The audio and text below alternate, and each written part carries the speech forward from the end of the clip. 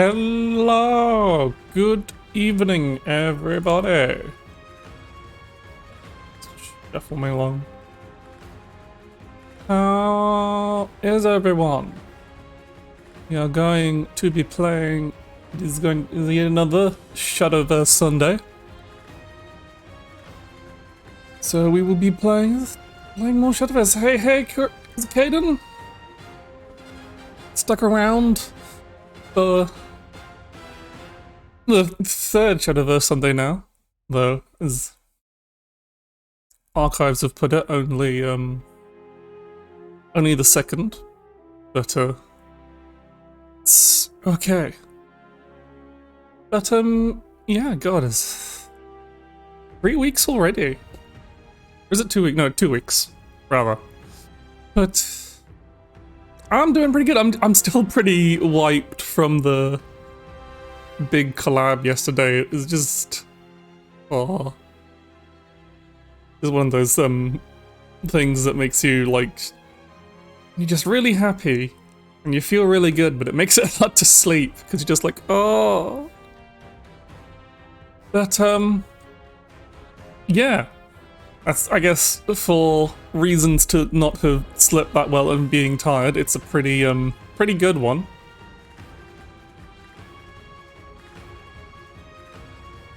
But yeah, it's just been so such a great it was such a great time. And another big news, very close to unlocking affiliate, which means I get to make money soon. I mean, I'm not expecting a lot, but any money is better than no money. So that's exciting. I just need a few more. It's just a few more followers and then whatever process it takes. So big things happening.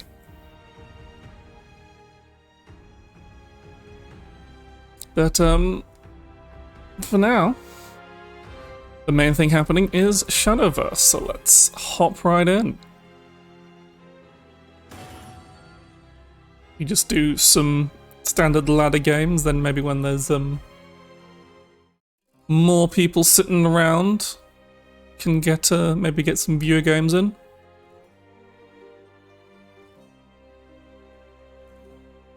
As you can see, I've been playing a bit of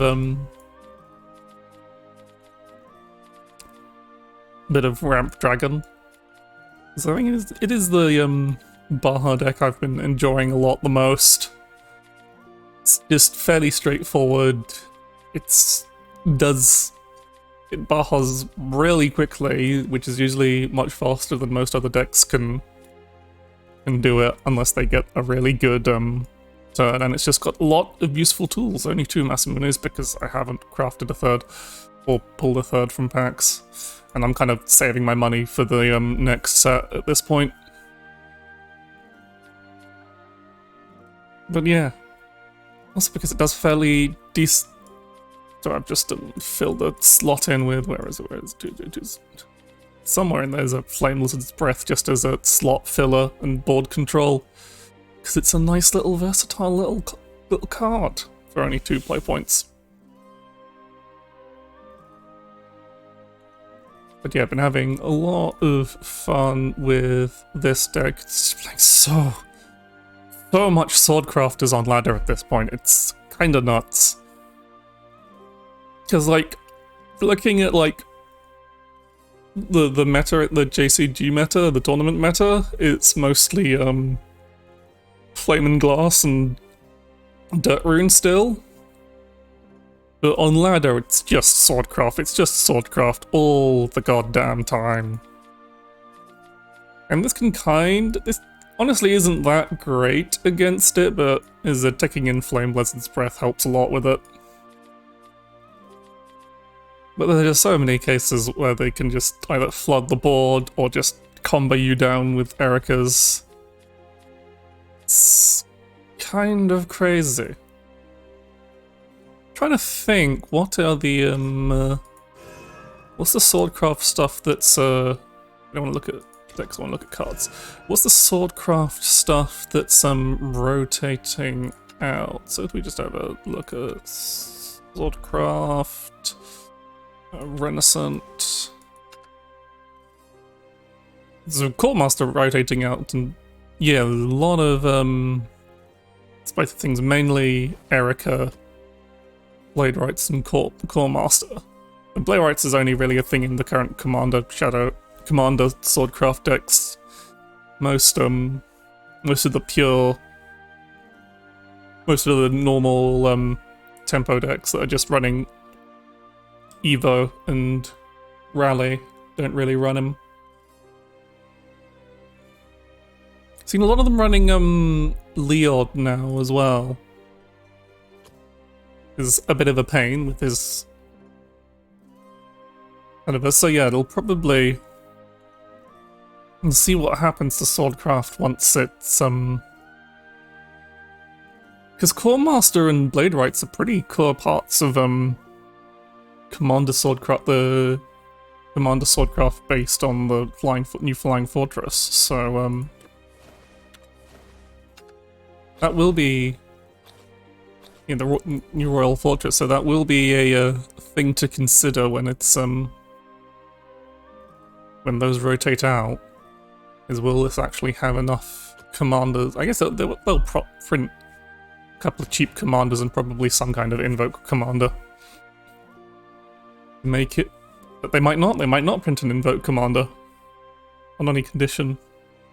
Then that deck might be in a bit of a pickle, but it also might print like a commander like Blade Rights, but it summons two commanders, like summons a copy itself or whatever. Something like that. It'll be interesting to see. But yeah. Whilst I'm musing about, and whilst I'm early on, it's about already 50 minutes in, might as well hop into some ladder matches. I can't remember if I have any decks on this page. I'm feeling. Might as well play this for a bit. Master. This is a nice relaxed game. I just sit in front, let the opponent do whatever, heal and ramp until Baja hits the field. It's great. Who are we up against? Shadowcraft. Probably reasonably favored against Shadowcraft. We don't really want to keep Jilnalise in this because we don't really play anything early on.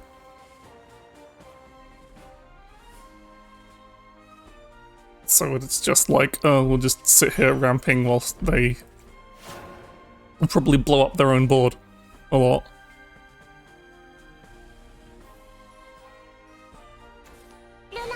Yep, standard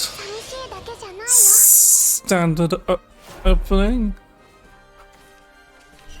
Yep, Violin and Baja, that's pretty good. So we can go Ignis Dragon, ramp, and then Baja, Silong, Long Evo. And that puts us on a pretty decent ramp, pretty high, so at that point we just need cards. But yeah, Shadowcraft isn't really going to threaten us at all early game. Oh damn it, they're going to threaten us early game. I vaguely know what they're doing. Ooh, Angel's Blessing, we can probably play that instead of Silong's spell, most likely. It's like, there's not really anything we can do right now. Like, we can only just let them hit us a bit and take some damage, but we'll heal it back up, most likely. Because we'll have, it'll be easiest for Baja, Angel's Blessing, Silong.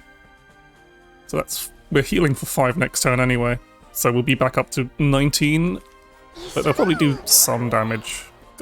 Like there'll be a Corral Souls or something. Or not, they're really not putting too much pressure on us, so hopefully that doesn't hit Luna. Excellent, probably the best target. And we're back up to 19. I'm gonna hit... Yeah, because they'll want to make the Rule and I trade anyway, so I might as well hit Luna so they don't...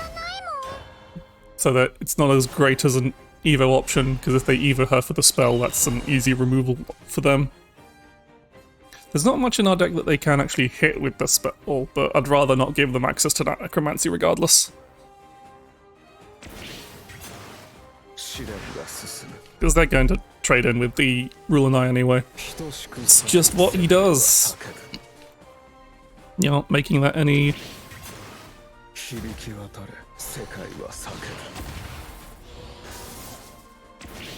fairly standard. Probably want to...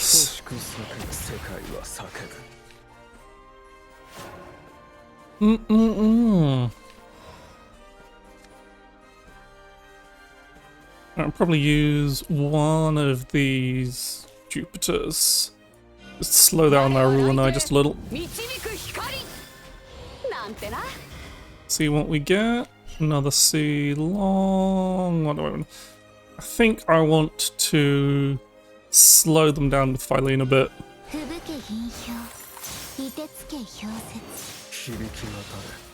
And then we do that, and then we Evo Jupiter. Mostly just to increase our Evo count more than anything. Because we want to hit 3 as soon as possible.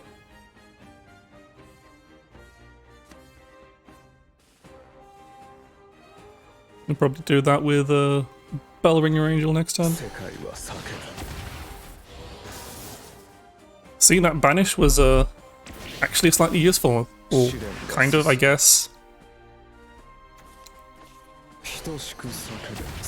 Necromancy is... they're only on 9, so... they're not invoking yet, which is nice. They're just pressuring with Rule and I, which... not that big of a deal. Now, how do we want to go about this? I think I still want to Bell Ringer first. See what that gets us. How many Rule and I's have died? Can we stop them from... can we make their Rule and I a bit slower? Yeah... 5. Is it worth using a Jupiter here? We're not really doing much else. Really, only? Yeah, only 5, so... is it better? I think it... yeah, we wanna just do that.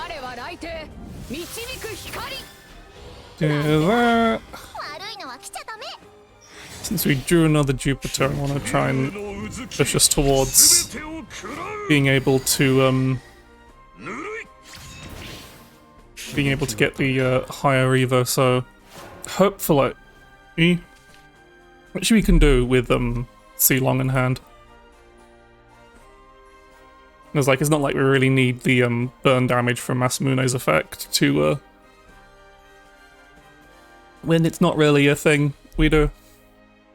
But just Jupitering a high value stuff like Rule and I, even just a small Rule and I seems like a good idea to me. It might not be a good idea, but that's my line of thinking.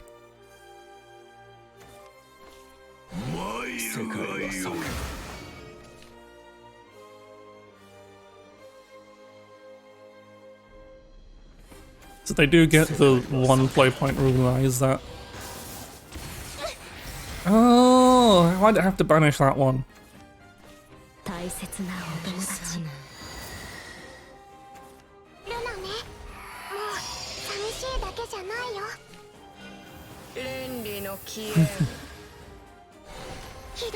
What's their necromancy doing now? 15, so... At least they didn't get their own massive Mono, but it would just have been a 2-2 with Bane. Wouldn't be anything special. Yes, to stop me banishing any of their stuff? Okay, kind of wish I had the Evo point to lock down the giant happy pig there. But, yeah, so I'm gonna Dragon Oracle. That doesn't get us Ethica, but, should probably check how many play points I've actually... On 35, so, yeah, I haven't got any, because drawing was still the better option there, because I wanted to, and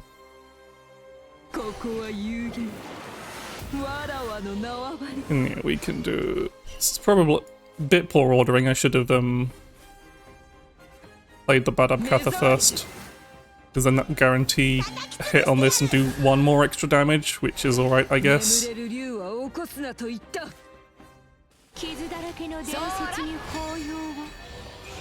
Yeah. Doesn't make that big of a difference. So we're at 20. They're probably going to do their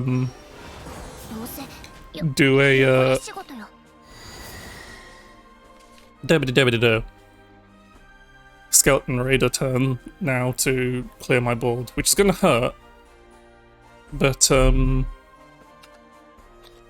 we need something to spend Necromancy on, which they've got a fair few options. Either a Luna or Spirit Invasion. We'll get them above that, so as if they have Flame and Glass in hand. This is going to hurt a lot, but we also have an absolute boatload of healing in hand. Like, we still don't have the Evo point for Gilanese or Giant Happy Pig, so... Yeah, they're doing a Skeleton Raider turn, which is gonna hurt. But yeah, that's only I'm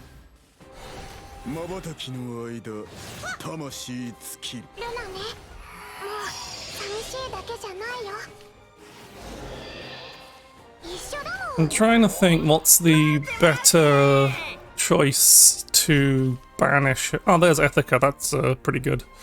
That gives us the Evo point we need. But we don't really need it this turn. Well, yeah. Trying to think, what's the better banish target? Is it better to banish Susie or Skeleton Raider?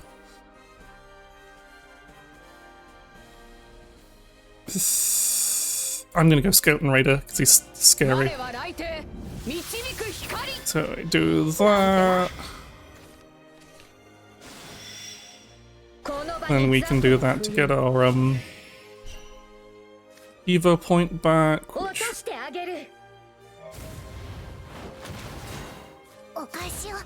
And then... just get things off the board.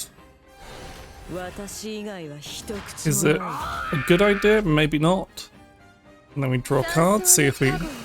Probably doesn't really matter which one we hit. Yeah, how close are we to... Oh, and we Baja this turn anyway, so might as well play Guiding Veil Ringer. Really have to remember what deck I'm playing sometimes. So if they're lucky, this wipes out their remaining Susies, so that they don't even invoke this turn.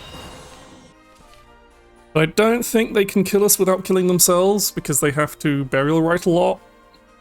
They have to Burial Rite draw cards a lot. And... yeah, I think it was still the better choice to banish the Skeleton Raider, because if they resurrect that, then that's probably the only way we die.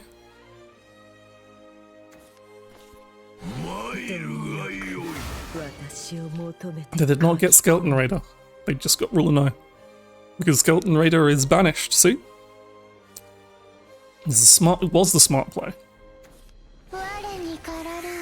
This reanimates nothing of value. Yep, their highest reanimate target was Susie, so they forgot that Wonder if they forgot that the Skeleton Raider was banished.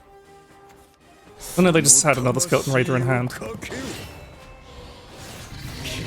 Which hurts, but I don't think kills us in any way. They have all 3 Skeleton Raiders in hand.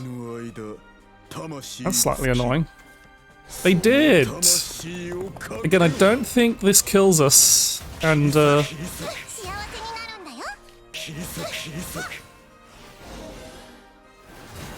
because they still need to... Oh, Rule and I does that. Ooh, wait, does that kill us? Oh yeah, that's exact lethal! God damn! Ugh!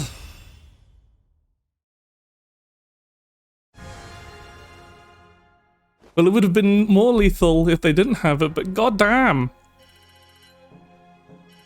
They got the fucking...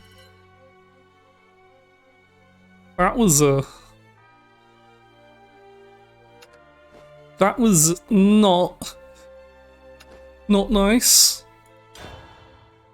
And I thought I was fully guarded against almost all lethals, but didn't count them drawing all Skeleton Raiders. Usually you prepare for 2, not 3. Yeah. They must have had those Skeleton Raiders in hand for a while as well, because those were cheap. So they were sitting on Skeleton Raiders, all Skeleton Raiders pretty early on. Them's the breaks, and we didn't get a particularly fast Baja. Our Baja was pretty slow because we drew Baja once and didn't draw any Terra Phoenixes. So we didn't really have any good options. We didn't have any turn 1 plays, which is always a good sign against when you're playing against Sword as this deck. It means we don't have to worry too much about them pressuring us too hard. So hopefully we can ramp in peace for a bit.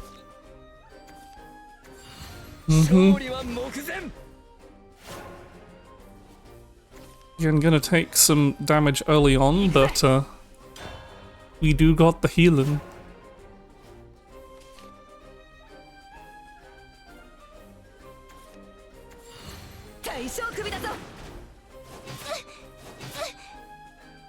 I think this is gonna hurt a lot. Okay, that's alright. We can manage this somewhat. This is manageable.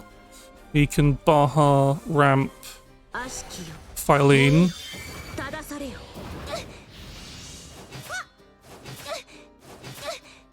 Which stops, yeah, the Baja ramp Phylene, that stops them from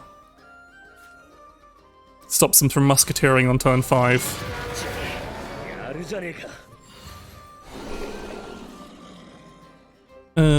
Might as well kill the 2/2.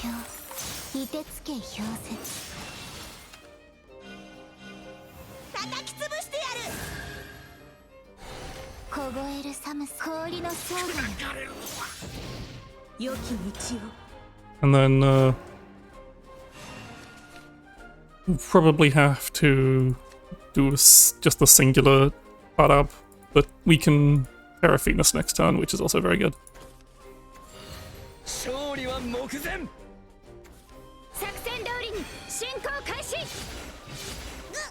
Yeah, that's like they're pressuring, but they're not doing. It's not a lot.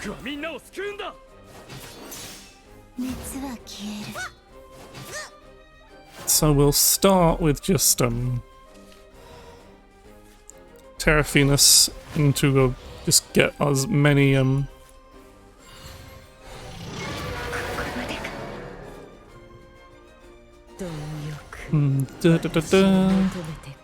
We do want to control this board somewhat.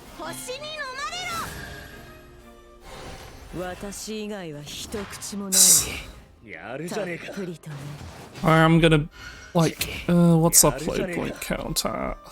We really need the card, so I think I'm gonna wait till next turn to use this Bada Banjonis, because that'll give us a lot more healing. They're probably going to monochrome this turn, which isn't great. You don't really have many good... Yep.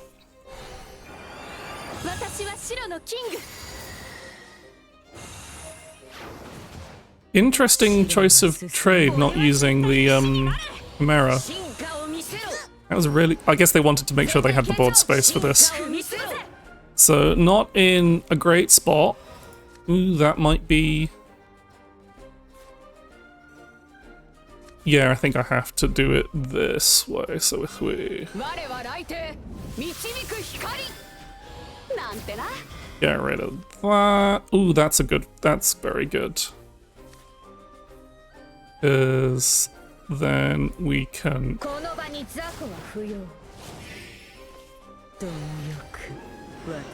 This will just be pure... I really need to heal now, Johnny's. And keeps Ethica on board, which is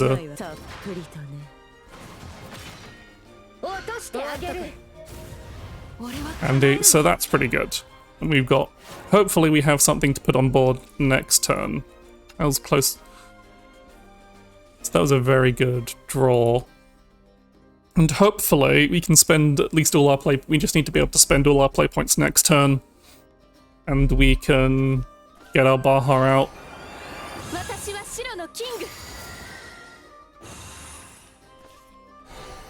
Okay, so yeah, we won't have a board to play here. Getting very weird trades from them, but okay. So we'll probably have to, unless... Yeah, Taketsumi, but they can't use the effect right now, and they also just stop themselves from... By doing that, they don't have... They I don't have to worry about them doing... Okay, so we have something to hit with Bada at least.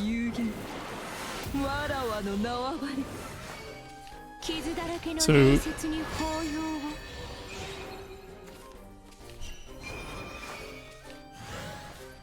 Just want to draw a card. Okay, so we can use all our play points this turn, which gets Baja out, so we're just doing this for the free Evo at this point. So we have Baja out, and we have... yeah, that should be exactly 50, yep.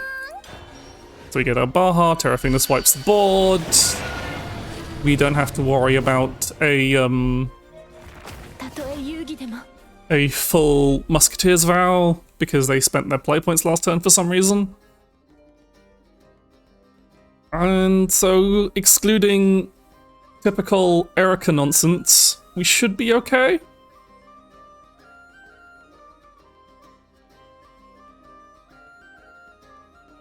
What you got? What you got?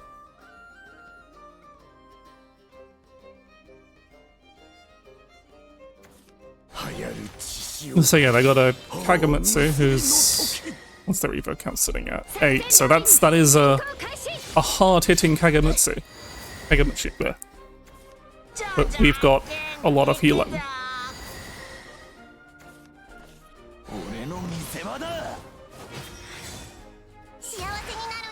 So that doesn't kill Baja. They are immune to... We have to, you know, trade those off. But, might as well heal up with this first. And... yeah, just get some...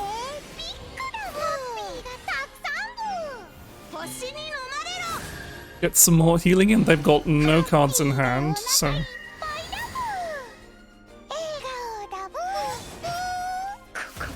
And then we don't really care about invoking another Baja, so I'm just going to do this for healing, just to make sure they don't top deck something bullshit. So yeah, we don't have any wards in play, but yeah, I don't think a single card is going to do it. Musketeers doesn't really do anything. They didn't have Musketeers in hand anyway. That means I didn't draw any Musketeers Vow, even though I played against it. But, okay, yeah, that went a lot better, even though it's against the probably unfavored deck. But yeah, I've been really enjoying Baja Dragon. It's very thematic, but, I think I want to play... Yeah, let's play... Let's hope we don't get locked... This is a Heal Haven deck I saw that just has the one Baja as a kind of like no stall strat, but it is mostly more of a traditional Heal Haven deck. It did have 3 Imperial Saints, but again, I only have 2, so I think I replaced it with another, one of these other cards that, like, I think it was a 3rd Thunder God or 3rd Radiant. Hi, Daku, nice to see y'all. But yeah, I think I want to try playing this. Just playing a lot of Control today.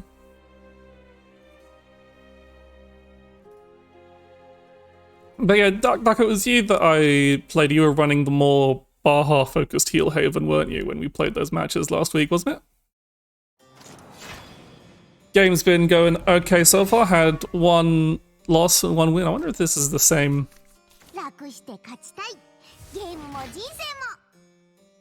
same Milteo as before. So, this is a pretty... Yeah. I think... Against Shadowcraft, I don't think I want to keep Imperial Saint in my opening hand, but the rest of these are pretty good. I said Baja is always fine to draw, there's no... like... This is someone with I think that's a Japanese characters, but Welsh Flag meets all sorts in Shadowverse. Maybe they're just like, oh, it has a cool dragon on it. I'm sure Welsh people would be very happy to see that. But yeah, there's not going to be, I would very much like, I should have, you know, they're going to hit me with some damage, but it's okay because I have healing out the arse. So mainly just need to hope I can... There's Bellerophon, so we're doing alright, we're doing okay. We've got healing, we've got Bellerophon. All doing good. Stay in Paradise, so there might be a slightly different Shadowcraft deck then. Might be running, they could be running Flaming Glass, but they're running Stay in Paradise just to mull for Ghost Hound and Great Arm. Because Jolonese is in every goddamn deck anyway. Anyway, set up this. Set up some Despair.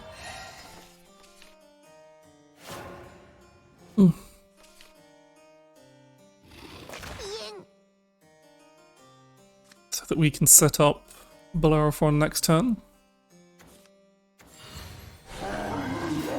Yes, so far still looks like a standard Shadowcraft. Yeah, I think they're just running Stay in Paradise to tutor exclusively for in Ghost Hound and Great Arm. With and invokes. I know they didn't write that much this time. I said nothing. I like winning too much, so I haven't really had a chance to really try out any like weird decks. I've seen a few people playing. Oh, that's pretty good. Pretty good turn 5. It's the new Guide of the Virtuous. But yeah, no, there has been, though that will overdraw, so I might do something, might hold off on that. But yeah, the main weird kind of janky decks I've been seeing are forest combo decks. There's quite a few of those rolling about. Yeah, they were just running Call of the Great Arm to, running Stay in Paradise to tutor those.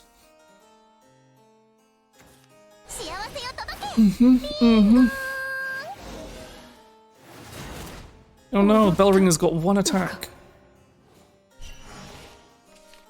So as much as I want to play this Guide of the Virtuous, it's going to overdraw me, so I think rather than that, I might as well get this, need to get some cards out of my hand. I say that. Yeah, I think so. I'll overdraw next turn, but this is a pretty good setup we've got going here. And whenever they play next turn, we can. Oh, we just got too many bloody cards. Just slowly whittle them down, as Heel Haven is wont to do. And not give them a board to play off, really. That's the main thing we're trying to avoid. So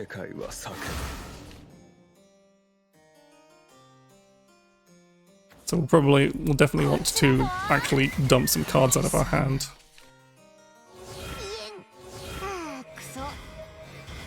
We've not got great options for that, really. Almost everything we do puts a... So not too bothered by that. I think I'll drop this Imperial Saint right now. Like, yeah, fuck it. Let's just invoke that for just getting cards out of my hand and increasing my max HP a little. Hopefully. Yeah, really don't want to overdraw Holy Saber is the problem. Ooh, that's I forgot. I didn't think about Luna and Imperial Saint, because then they get to they get their own, which is not great. But we've got Jupiter in hand. We've got Banish. So as long as they can fill it themselves. But yeah, oof. That depends. Are they going to? I mean, I'd spend the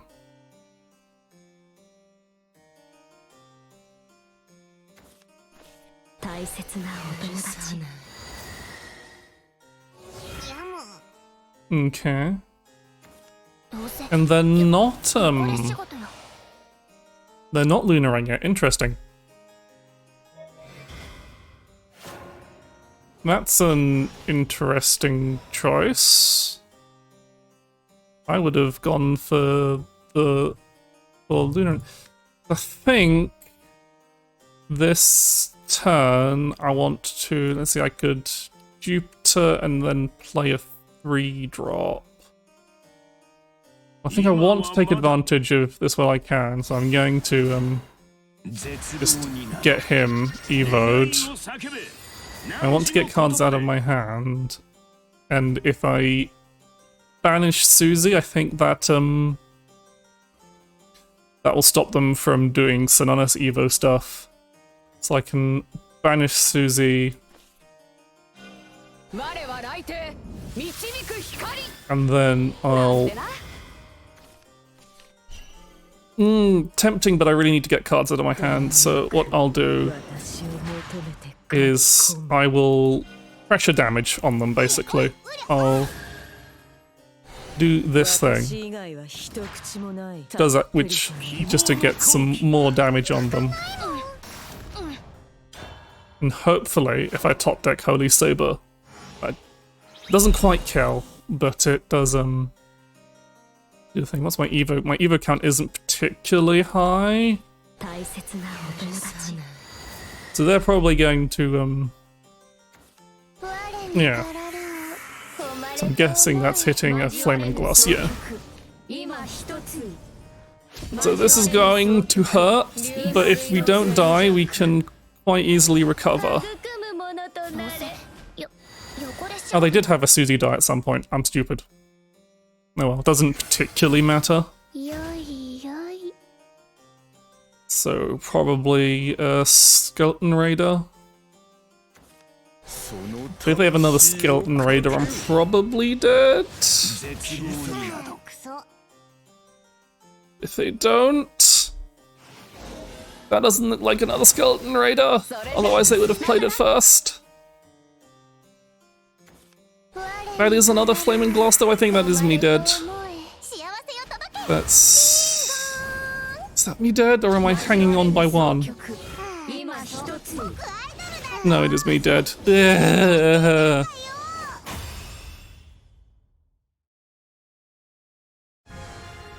God, Shadowcraft! It's just such a pain to be able to deal with those OTKs.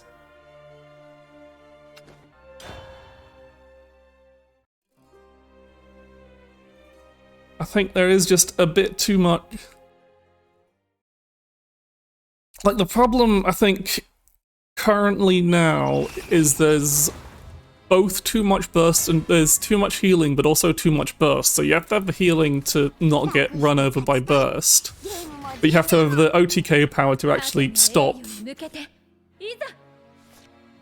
To actually stop. Yeah, but as I said, even then, like, they were still like a good 3 to 4 damage above 20. They were like 24 damage. So most there's a lot of OTKs that deal more than 20. Like Shadow particularly can quite happily deal way more than 20 damage in a single turn, and it's kind of insane. And I think it might be a bit of a problem, just a bit of one. Can we please draw Bellerophon? So they're playing pure Amulet, which is probably the only deck they're good against, because God of Curses is actually effective against me. But most of the time when I'm playing better decks, essentially, I haven't seen Amulet been doing so well. God of Curses just seems not great. Yeah, is that I didn't draw any of my giant happy pigs, which is a shame. But I think even if I had drawn a giant happy pig, I still wouldn't have survived. I think they were exactly like 4+.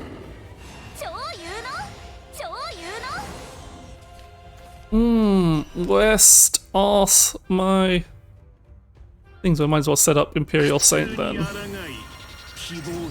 Or only, even if that doesn't mean we're overdrawing by 1 next turn. Which isn't great. But takes us against this and they're board locking at least.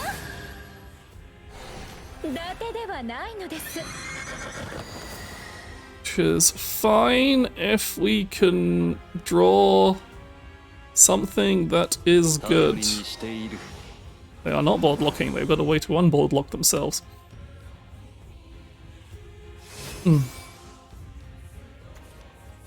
Ooh, spicy. Should have seen that coming.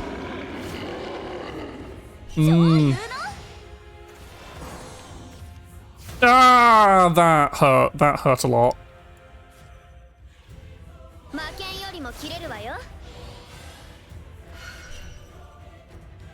I messed that up.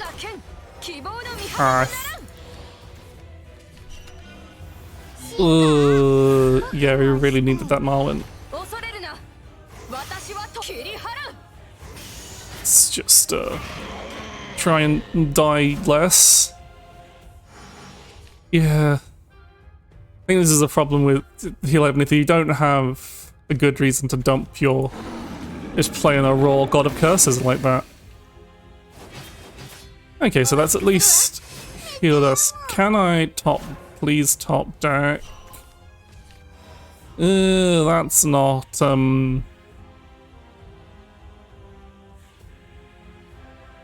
like, this is really awkward. I don't really want to hit these, but I kind of have to. I'm gonna go for real weird play here. Okay, so we need to get cards out of our hand. We need to heal.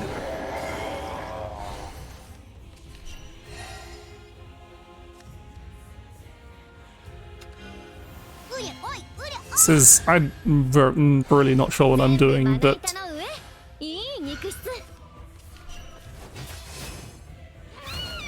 and then just play Gilnis on the board because I need space in my hand. It's 2 out of 5, which is not great. Like, that's fine. I just needed to get cards out of my hand. Like, a God of Curses is a 6/6 is less scary to me than a God of Curses sitting in ambush.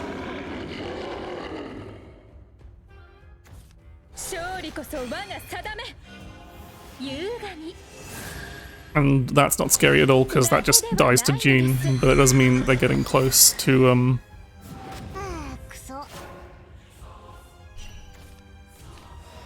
Okay, so I kind of have to Jean this, Jan this, I guess. Really wish I'd at some point in this game drawn Bellerophon. Would have been, Oh, that doesn't...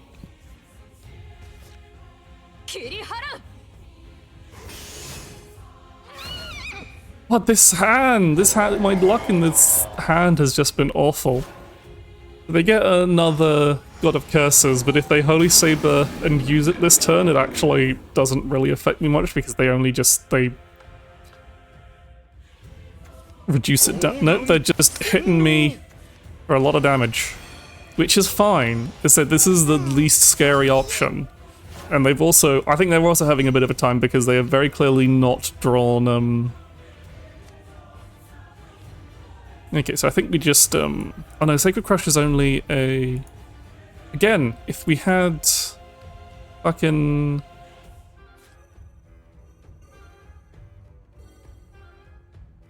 So what I really want to be able to do is kill both of these gods in one turn because the leader effect doesn't stack. So yeah, I guess we're just Marwining it. Marwin and heal. No, Marwin and draw. So that'll kill Marwin.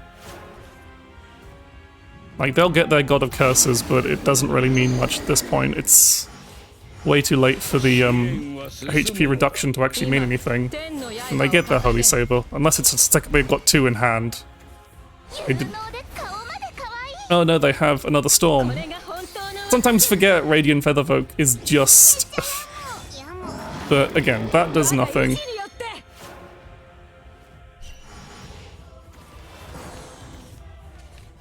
Okay. But my thing is my Holy Sabers aren't,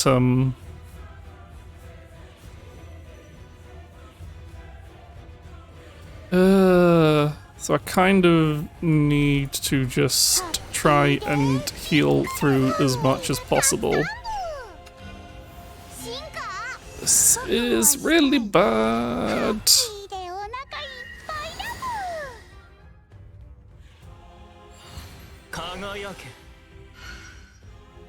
Alright, that doesn't draw me a card, that's just heal. That is just healing.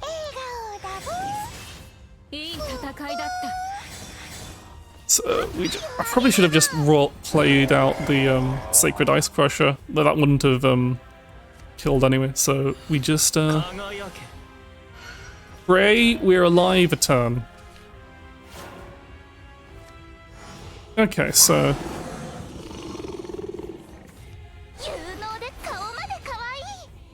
okay, we are alive for the turn.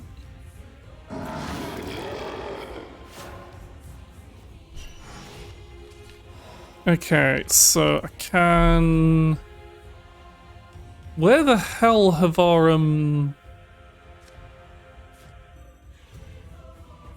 So of course the thing is, the, Balrog can't be targeted, so... I'm just going to do the very defensive double Holy Saber play at this point. Well no, I can Holy Saber and Imperial Saint, that's pretty good. That saves my second Holy Saber for another turn. And means I get to clear both.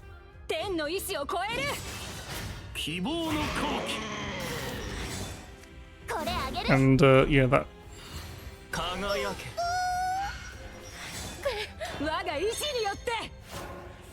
And despite them what is our max HP at this point? I'm actually kind of curious. Because this also protects them from just dropping Skullfane on us. Because, again, that does very little. So they might have to, they're like, Skullfane does nothing. It draws them cards. Yeah, I do have Baha in this deck. Oh yeah, I should have left a spot open for Baha to invoke. But it's okay, Baha will invoke next turn. But, I don't think that actually matters.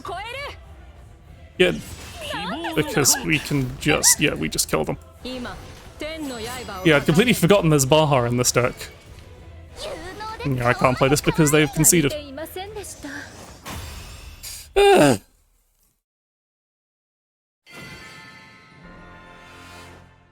Like, yeah, I could have, yeah, like leaving space for Baha would have,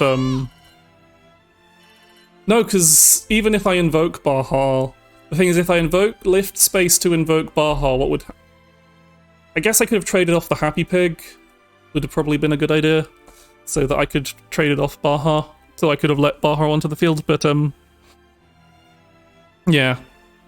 Completely forgot that was in the deck, because again, that's just a, tiebreaker, but then this was probably one of the cases where that's particularly important. But we won anyway, because they didn't draw Skullfane until really late, which I guess must have been really sad for them. Okay, what I think that's... what do I want to play now? I want to play just normal Spell Boost Rune. Because I think it's currently better than Mysteria, though I have seen some people running a Mysteria variant. Yeah, I literally did not have Bellerophon active the entire game. I drew her right at the end. So, I mean, it was way past the time to actually play her. So...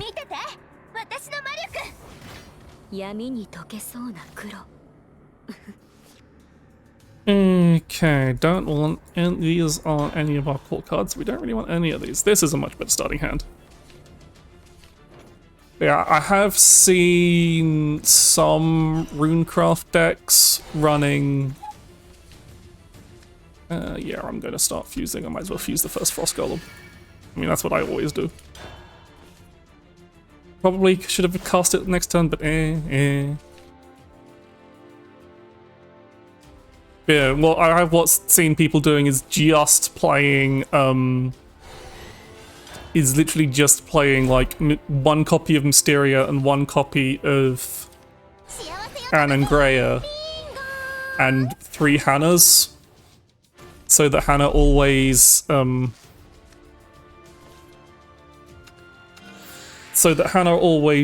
draws,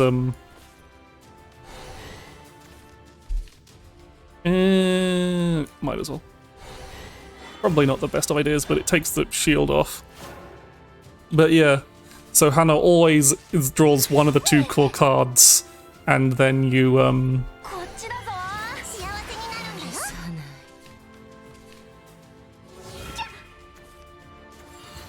Hannah always draws one of the 2 cards, and then you're just playing mostly the rest of the deck is just a spell boost deck, and you want to,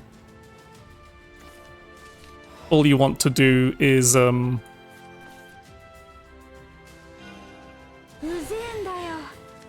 yeah, there's nothing... I want to keep this Chakram Wizard, but I do want my, there. Crimson Sorcery.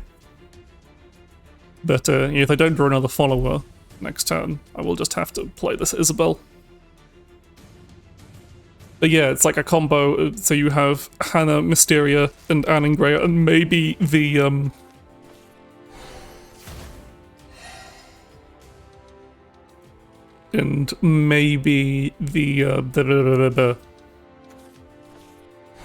the and summoning follower.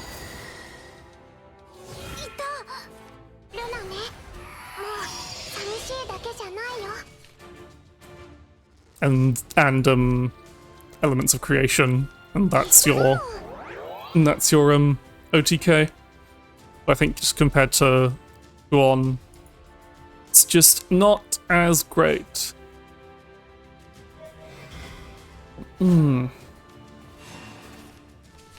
Okay. I think it's worth fusing off this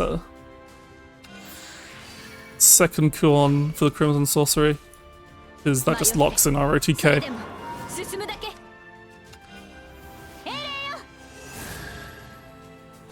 Questions do we want to... And I think with this hand I do want to, whilst it would be... Because even with the An Engraving, you're still only looking at like a turn 8. You're still looking at the same kind of OTK, but just a bit later and beats Giant Happy Pig, I guess. But again, you can play around that just by holding off your OTK until slightly later and doing bigger damage with more Crimson Sorceries and more Kuons, or just slamming multiple elements of creation into your opponent. And yeah, I didn't play the Chakram Wizard this turn because my hand's kind of anemic in terms of spell boosts, so I want to make the most out of it. I want to make sure I do it on an Evo turn.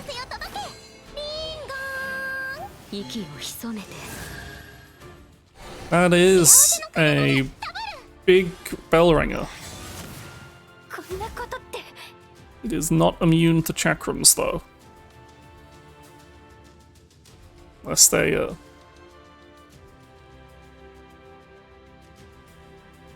we have been taking a bit of hits. Against Shadowcraft, holding on to counter magic isn't really that useful because they'll almost always... It's almost always only... It stops like 1 damage. Ow.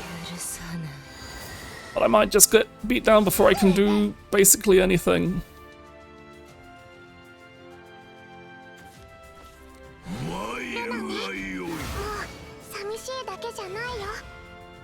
Call of the Great Arm is such an absurd card. Okay, so we have...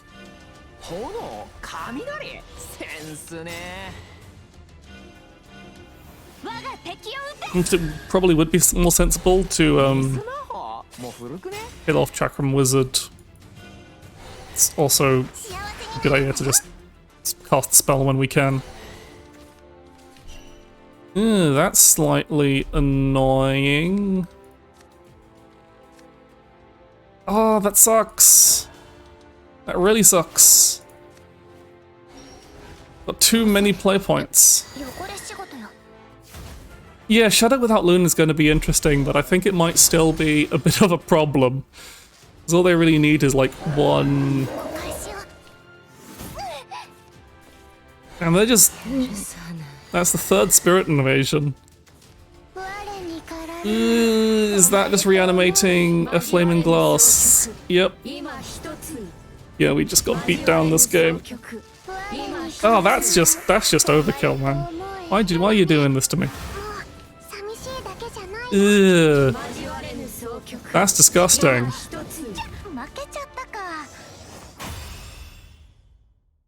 But yeah, it's... Shadow might still be a problem just because they've still got the Evo package of Synonus, Susie rather, and Skeleton Raider. And of course Flaming Glass still in there. Let's try that again and hopefully not get as beat down as quickly as last time.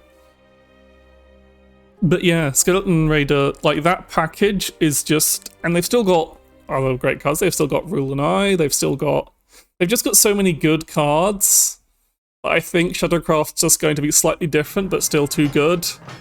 Like again, it's not too good. It's just everywhere. It's good and easy to play. And as much as I hate to admit it, it is a very fun deck. Like it's an actually fun deck to play. but it's just really annoying for everyone else because you're just like, oh, I've died out of nowhere to Shadowcraft again.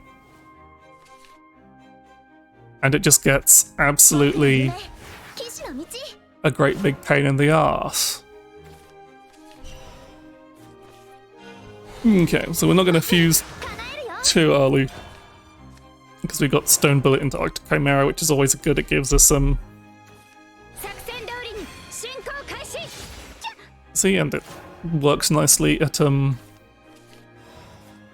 killing off that. So I'll fuse this other Chakram Wizard though. But we'll keep the Witching Moggy in hand because we need to draw cards because we haven't drawn Kuon yet.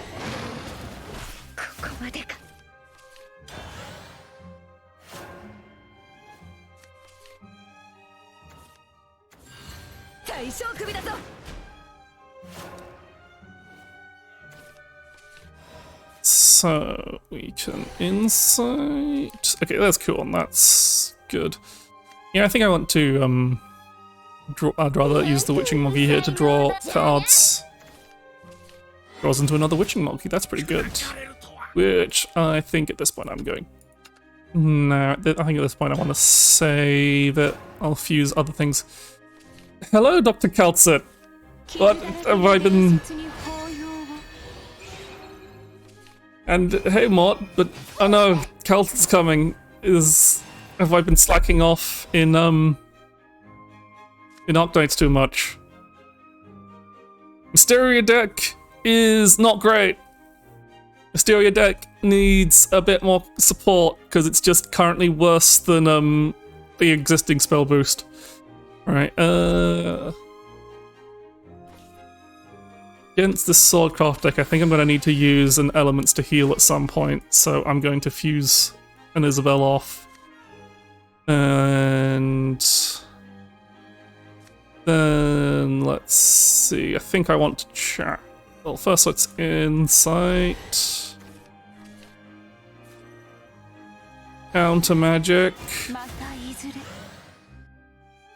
And then Chakram Wizard. We have 3 Evo points, so I might as well use one of them here. Yeah, they only have 5 followers, which means you always get the same thing. What the biggest problem I have with making Mysteria Rune like a kill deck is one of your best followers banishes itself if your opponent just doesn't kill it. Which is like, if they couldn't just remove the rest of your board with like any kind of removal and just leave that there, which a lot of decks can't do, then you don't get that follower for your burst turn. So it's just not great. It is what, as they say, has potential. We play spells. We draw some cards. Hopefully one of them is a follower. It is a follower, but do we want to play this? We really want to increase our spell count, so actually I'm going to cast this Frost Golem. And that's a very late Khorne, so I will fuse it through this Isabel, get another insight, and then play it. And then we have another fusion target for Isabel next turn. So that's pretty good.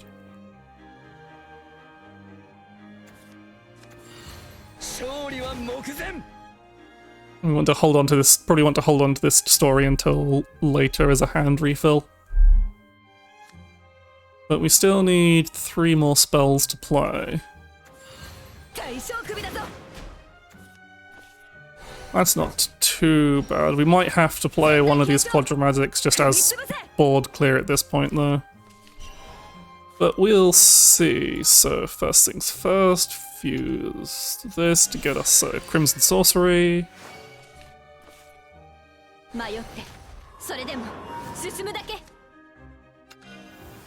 Evo that.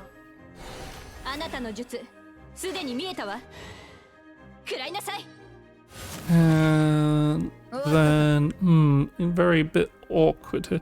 Might have to play the Sacred Bird as a... Could just play the Sacred Bird to clear off the board, to clear off some of the board, just make our life easier. What's our one count? But I would also really like it for yeah, I think I'm just going to use the one of the Quadra Magics here. Like, not the best, but it pushes us quite a bit towards actually killing them on turn 8. Because that's basically what we just need to do. We just need to survive to get this Quadra Magic giving us an elements next turn.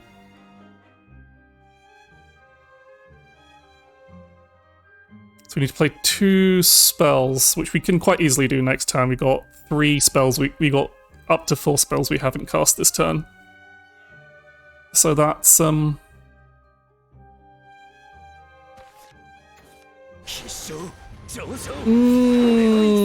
that might be a problem.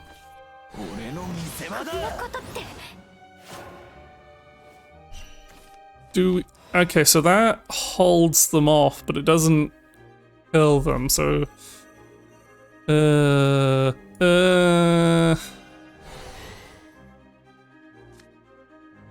Okay, I'm probably not going to be able to play the Sacred Bird this turn. I don't think I have enough play points for it.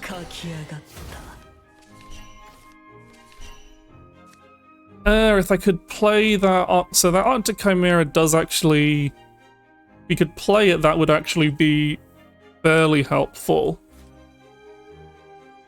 But as long as Victorious Blader is on the field, we have an problem. But yeah, I kind of want to save it because it's one of the few forms of hard removal we have in the deck. But this Ice Storm's useless, so we want to empty cards out of our hand. Yeah, too many cards.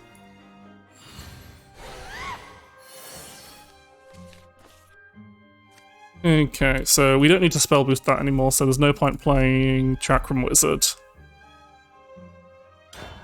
So we have a very awkward turn next turn. Probably should have no, because we can't really make it to 3 things.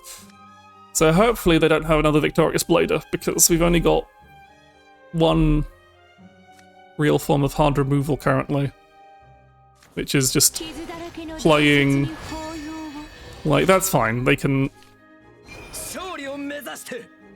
stack as many buffs on Victorious Blader as we want.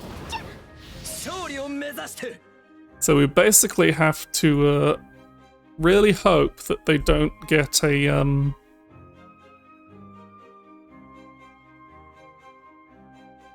they don't have another Victorious Blader to play in hand. What have they actually played on that as we go back? Did they play one earlier? Yes, they've only got 1 more Victorious Blader left in the deck if they have one. So if we're lucky...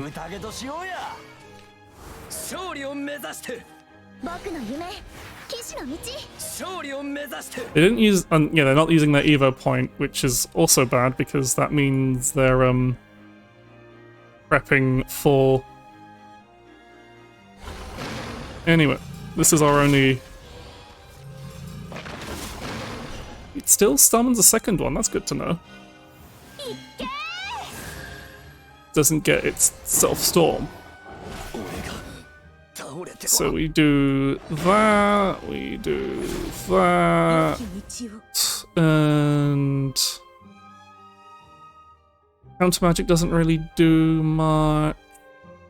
Chanting Blow doesn't really do much. Sacred Bird doesn't really do much. Chakram Wizard, it might as well be Counter Magic, even if it's only... Might as well remove as much as possible from the board, even if we're only stopping 1 damage. It might be the 1 damage that keeps us alive. So as long as they don't have a second Victorious Blader, or they play another Hero of the Hunt, that also kind of ruins us, but I think they want to play, they really want to play is do. Musketeer. Nope, they. I think their only really play that they had in hand was Musketeer's Vow. That's what their last turn suggested, and they knew that wouldn't kill me and wouldn't stop them from dying to the OTK I have in hand. So yeah, do we have any missions left? No. Okay, don't have to worry about that anymore. But yeah, so yeah, having a pretty good run so far. Oh yeah. Yeah. I think now I'll just show what I mean when I say that Flaming Glass Shadow, despite being this obnoxious deck that everyone hates playing against, it's really fun to play. It's just like you do have to think, you do get to think a lot, but also it's easy decisions, but not usually. Oh god, it's a mirror. Lots of Milteos today, and they're all different. This isn't the So I usually play Portalcraft and Swordcraft. So I'll probably get some Portalcraft games in a bit. And yeah, play Luna here because we want to get this Corral Souls off for cards. Yeah, I mainly play Portalcraft and Swordcraft. Okay, so they're burying Skeleton Raider, which is interesting. It might as well trade it off. It's never particularly useful to get the extra damage in over just stopping them from having a thing. That's slightly annoying. I don't really have. I think I might as well yeah, I'll bury all right Susie for a card. Like, and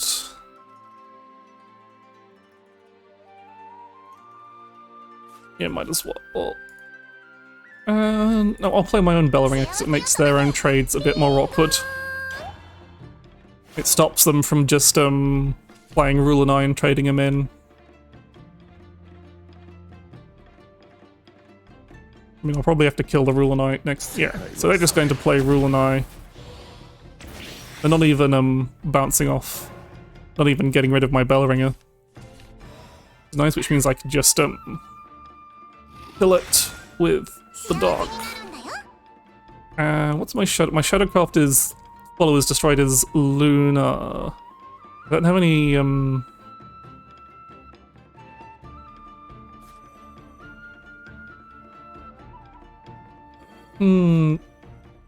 yeah, I think I just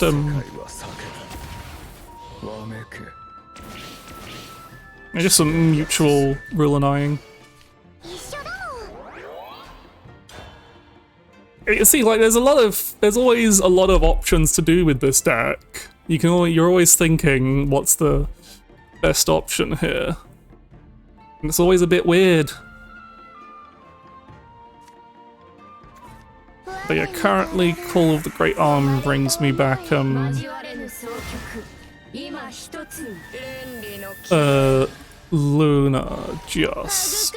just Luna, and Luna and Rule and I.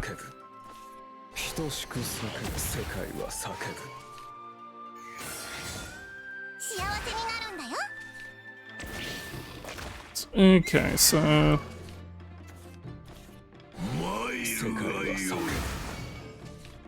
ooh, that's another Skeleton Raider for them. That's a bit scary.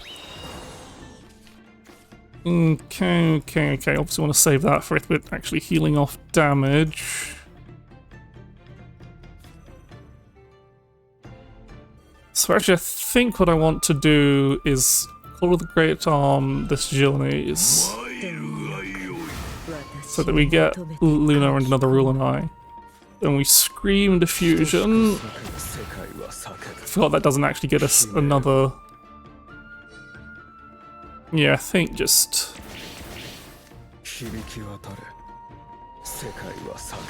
Does that should make it a 4, yeah. And then we're in the ideal situation of neither of us having any board. that's how Shadowcraft rolls. It's like, you don't want to have a board against Shadowcraft. So this is what I think a lot of the meta is becoming. It's just this, you're almost always sitting on no board at all until someone kills the other. And it's all a bit weird. So they've got Susie online and they've got Skeleton Raiders in their hand, which puts us at an annoyingly better off position than us, which is not great. And now they're hitting us for damage, which I don't like.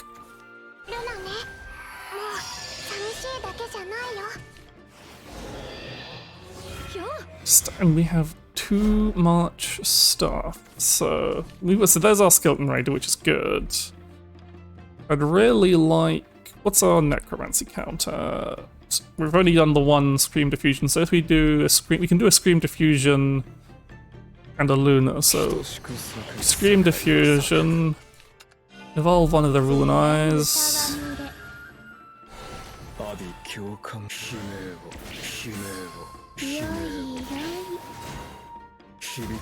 And we get to trade off a bunch of stuff. Get that back, Luna's doll, Corral Souls the Luna. We are overdrawing Liddles, but and then Krampus one of those, so that was a pretty good turn. We're overdrawing, but our hand is pretty stacked, so unless we overdraw Flame and Glass, we're alright.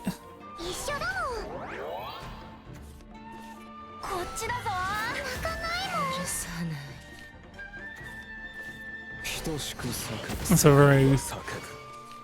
I guess I'm just trying to get up to 20, so we are looking at a bit of... They did spend the Evo without recovery, so Angel's Blessing does heal us, which is nice.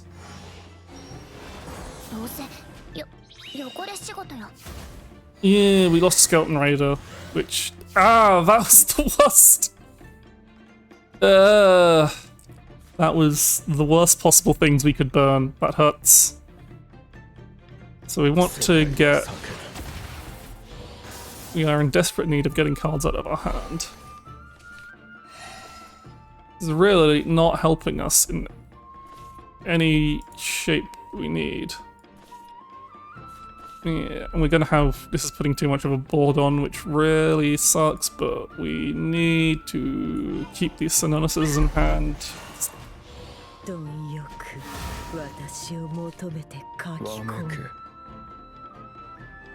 We can't really play the...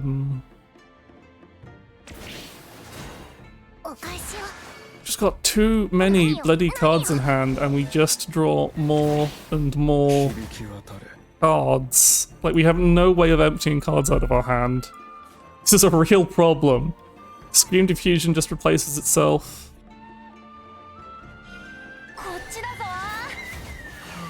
I think we're probably dead because we literally cannot empty our cards out of our hand. Fuck. Oh, this sucks. Like, we can start emptying our cards out of our hand. No, not even next turn, because Rule and I isn't big enough. I guess we can scream. Okay, that doesn't look like they're killing us this turn. No, they're probably, yeah, sorry, they probably are. They're probably just going to double stun on us now. There's one.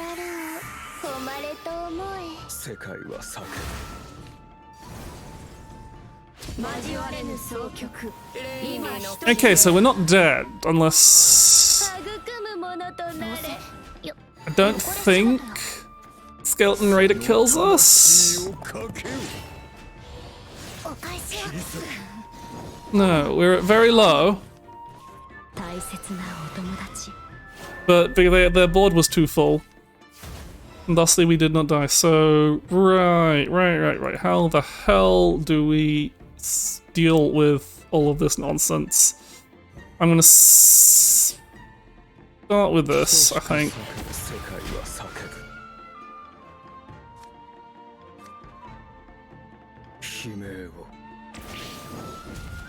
I think I'm just going to... Okay, let's do this. We want to discount our Skeleton Raider so that we can Skeleton Raider and Rule and I in the same turn. So I think this might kill, but I can't be bothered to do the maths. I'm just winging it at this point.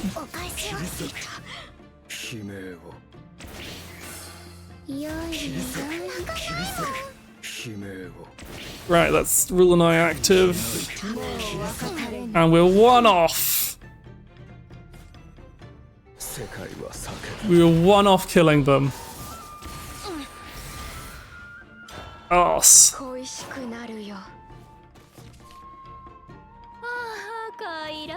Yeah, there we go.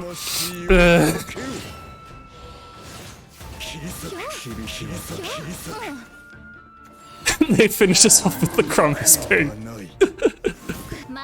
Oh, one off! So close! Yet so far. If only we had more play points. We could have played another Rule and I. I'm trying to think how... Because if we did an Evo... Because our Rule and I's weren't active, so we had to use the Scream Diffusion.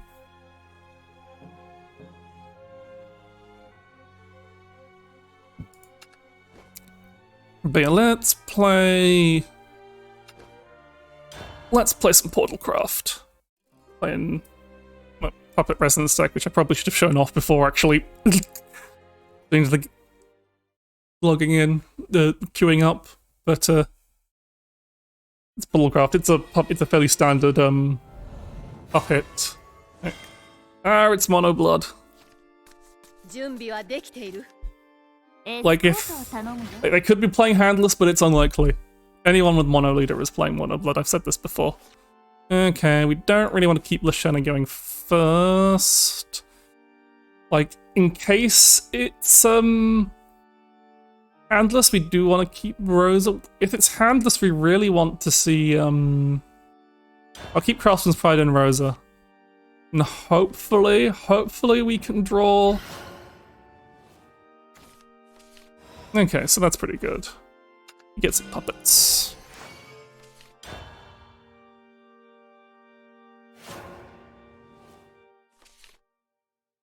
But it's Handless. Madness, Insanity. Handless. Playing in that case we don't want to play this Rosa, we want to leave this Rosa until we have Evo, so might as well use a normal puppet. And then we just get some more puppets. I never really like taking Forge Weaponry. Whenever I pick up Forge Weaponry early, I just end up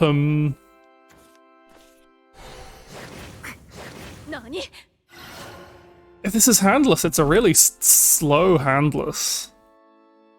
Again, I really don't want to put anything on the board for them to hit. And Guiding Gorilla Ranger is a thing they can hit multiple times. And considering they haven't been able to play stuff, I think they want stuff on the board to hit, so I'm actually just going to pass. Like, the card draw from Guiding Ballerina doesn't really do much for us at this point. It just gives them a target. I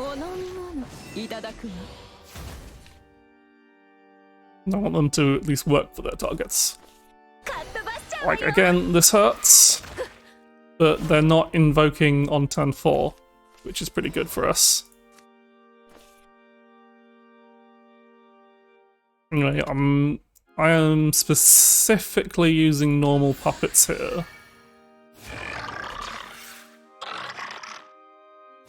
And I don't want to play Lashana just yet. I'll probably play Lashana next turn. assuming they give something for me to crash one of these enhanced puppets into. And yeah, just go for Lyshenna with the healing option.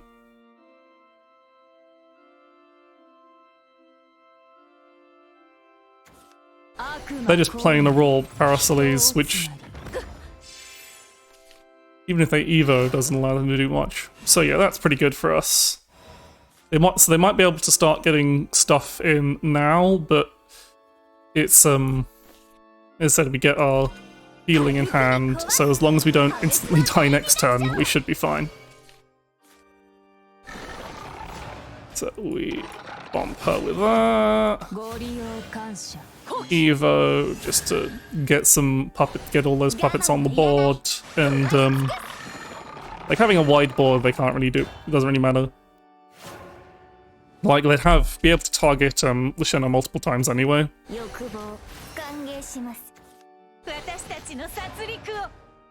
So yeah, they're just playing out their hand at this point. So 2 legendary tomes is kind of scary. Oh, that's a lot of legendary tomes.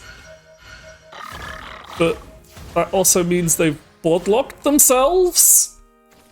That seems like a... Yeah. Okay, that was weird. Very... Also, they only had 2 things, so legendary tomes don't even hit face. So yeah, okay. That was a game.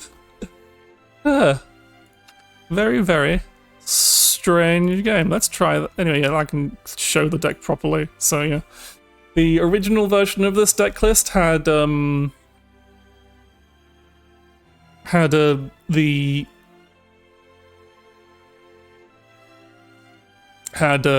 of the Cosmos, which is far too much of a clown fiesta of a card that I don't like, so I just put in the Auto Machina Maidens for the invoke. I think is fine and good. But yeah, if I think I'll do a couple more ladder games and then see if anyone wants to play some private matches. So we're hitting an hour and a half at the moment.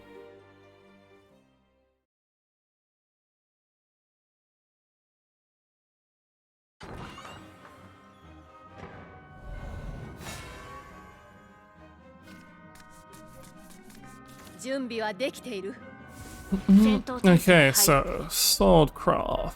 Ooh, Kasim is very good against Swordcraft. So you'll probably want to Kasim on 2 because Swordcraft doesn't have a lot of removal options, so it'll quite. Ooh, we can Birth of the Ravenous on 2 as well, but I think it will be Kasim then Birth of the Ravenous.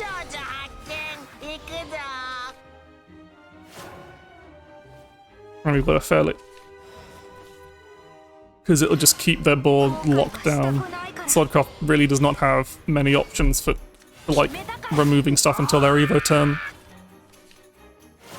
And then we drew Auto Machina Agent again.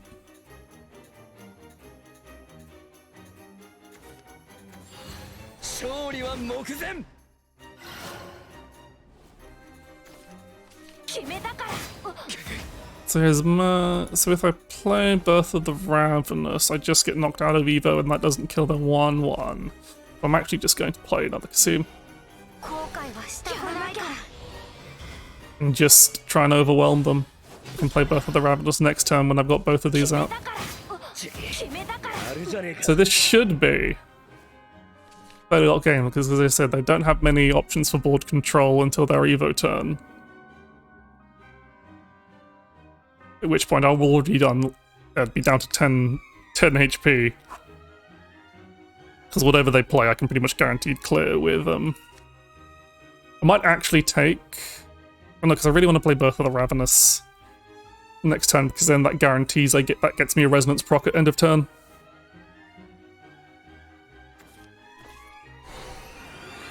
So that stops me from hitting them right in the face this turn, unless I use the puppets. Which I think I want to, yeah. Yeah, I want to push some damage, and so I'm giving them 2 more rally, but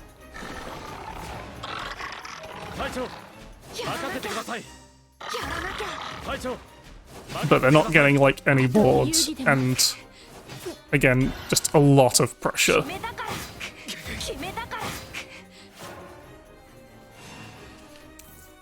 And next turn I get to Lashena one of these back and put myself back into resonance with Iron Hero.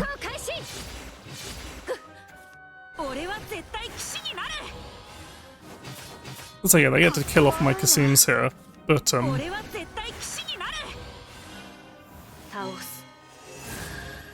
doesn't really is it Kasim? So at this point we just Lashena for destruction.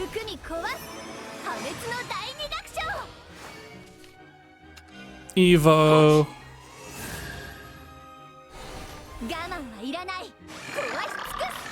You get that, and a Kasim, so might as well trade off. It doesn't really matter.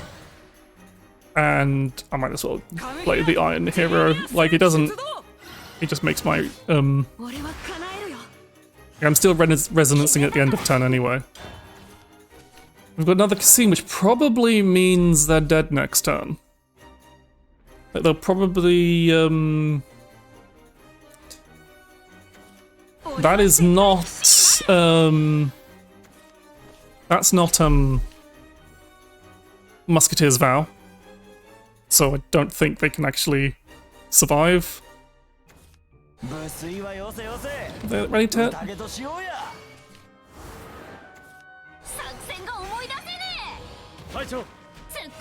Okay, so they get to survive because they're Kasim immune for a turn. And I don't really want to burn new destruction on that. But if I can...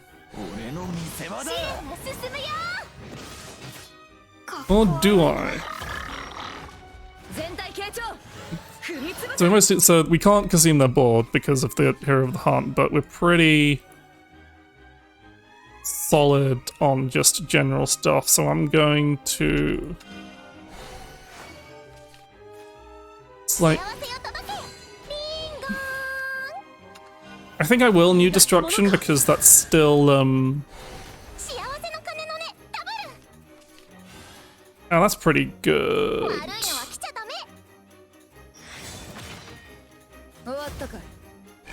We want to play the... So I want to play at least that. Yeah, I'm just going to play out this. Summon Divine Treasure might give us a bit of reach next turn. So we'll do that to hit for 3.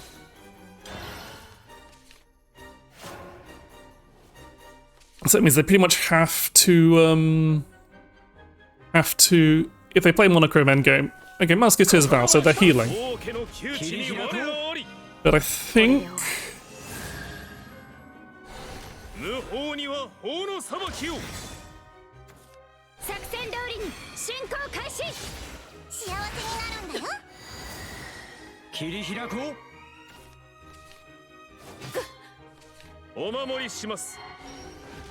Okay, that's slightly annoying. There's 6. Like, I think I still just try... I think at this point I just try and get as much of a Kasim wipe as possible. Because we've got a lot of resonance triggers here. I would really like to draw... I think I probably fucked it. Maybe I should have done Summon Divine Treasure.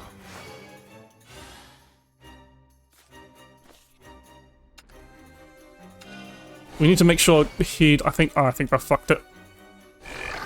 I've absolutely fucked it.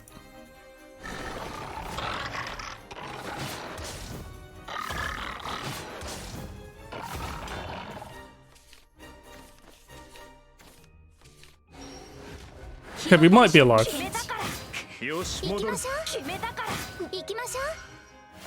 We might be alive. If we're alive, we should win. But we got rid of their healing, which is the important thing.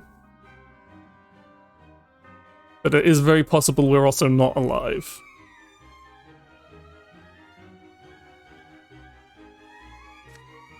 So...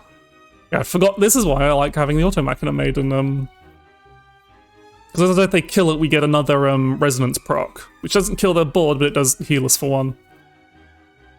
So they have to kill Kasim first. They have to kill Rosa first. They'll probably go for Kasim first.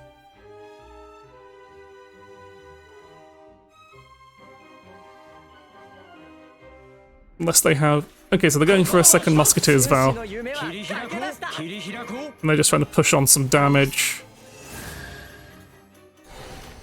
I think that kills us.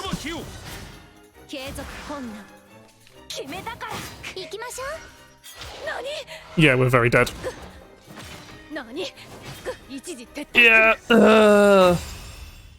I really needed a better way to deal with that board. I probably should have summoned, but they had... I couldn't really... yeah. Maybe summon Divine Treasure with the shield would have helped. Yeah, I think I screwed that up. Let's try that again. Yeah, I think I really screwed up that time. I should have just gone for the summon Divine Treasure with the... possibly the removal? But that only deals 2. Just, yeah, not a lot of great options.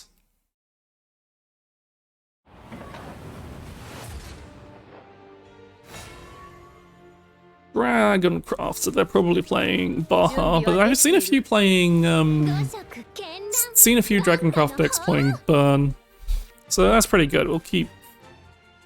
Won't keep Craftsman's Pride against Dragoncraft, and Yuan we don't really want until we actually get the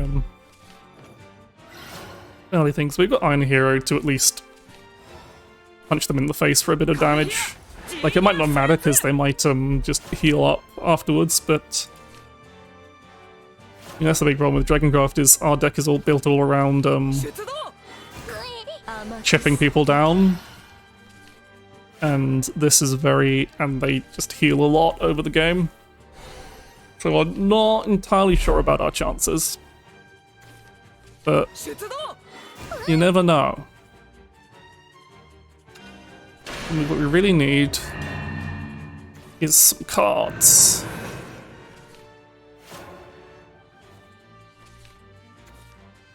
Like, Maisha is a card I can put in the deck, but she doesn't really... well, that's not good. Get out of here.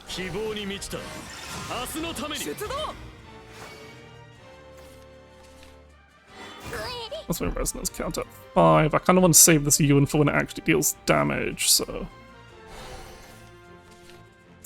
oh well, I've got the,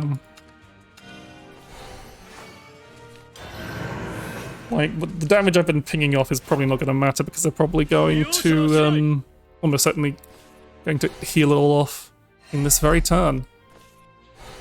Yeah, Angel's Blessing twice. I guess Angel's Blessing into not Ceylon, so not ramping just yet. They are drawing a lot of cards. Maybe they'll overdraw.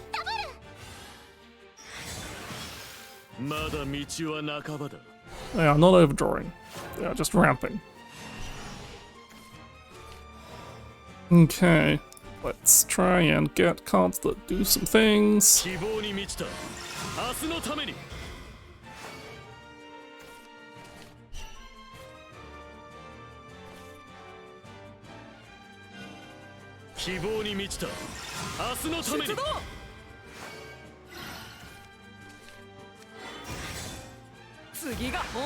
What does our resonance count at? 9, so...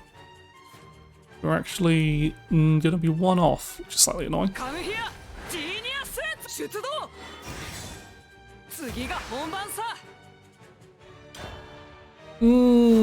Not great. Wait, shit, I had Birth of the Ravenous active. I should have dropped one of the puppets to empty my hand. Yeah. Fucked it up. And they're getting a really fast Baha.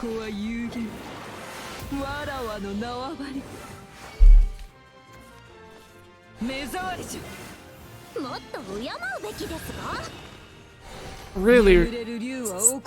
What's their play points? So they're quite likely getting Baha next turn, which mega sucks.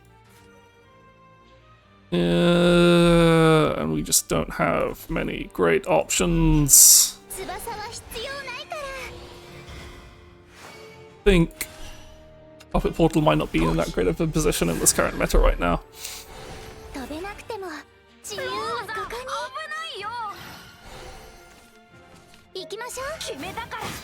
Especially when I keep drawing the bloody puppet half the deck.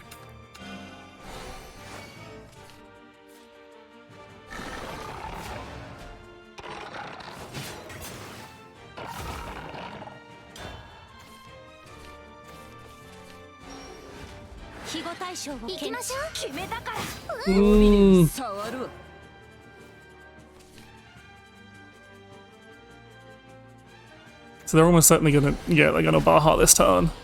That's guaranteed it. And they just heal off all the damage I deal.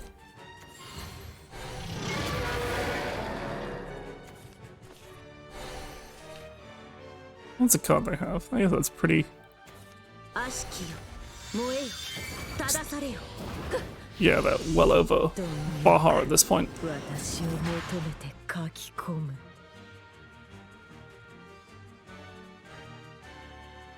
Like the Evo, I'd probably Evo the Metatron, because Bod's getting wiped anyway. Well, my Bod's getting wiped anyway.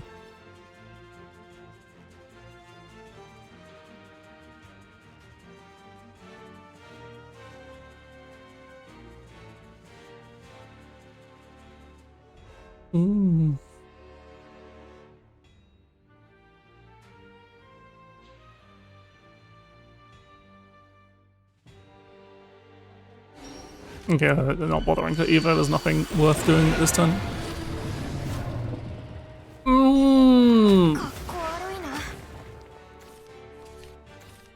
Don't you just love to see it?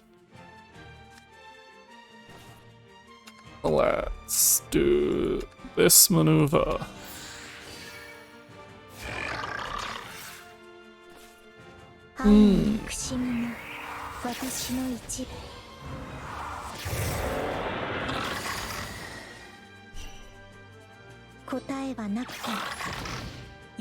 See if this accomplishes anything at all. Like, I don't really want to do that. I want to delay my painful and horrible death by any means necessary.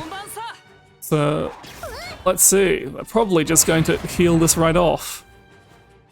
And I'm going to be very sad.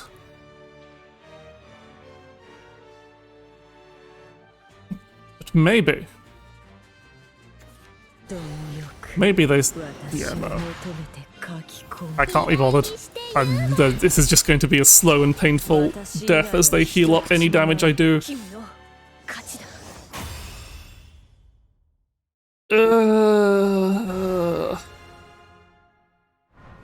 Yeah. Not really. That's a really bad matchup, I think. I'm trying to think what's... Okay, I hadn't fucked it up. I think Swordcraft's a decent matchup and Shadow's an okay matchup. Like, Puppet Rezo is a good deck, it's just there's no decks. It's good. All the popular decks are decks. And Ladder are decks it's really bad against. Like, it's good against Handless, I think. Well, actually not really, because you put a lot of bloods.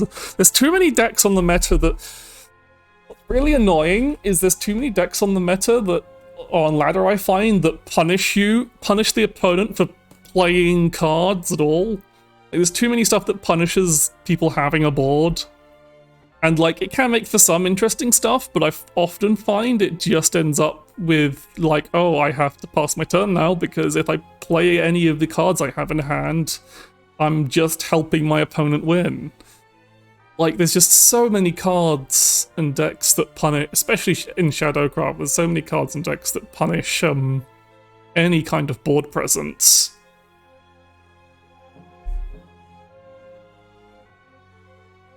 It just doesn't feel great. You shouldn't feel like, ah, yes, I can save myself from dying by playing a bunch of stuff that stops me from dying, and you're just like, nope, that just makes you die faster.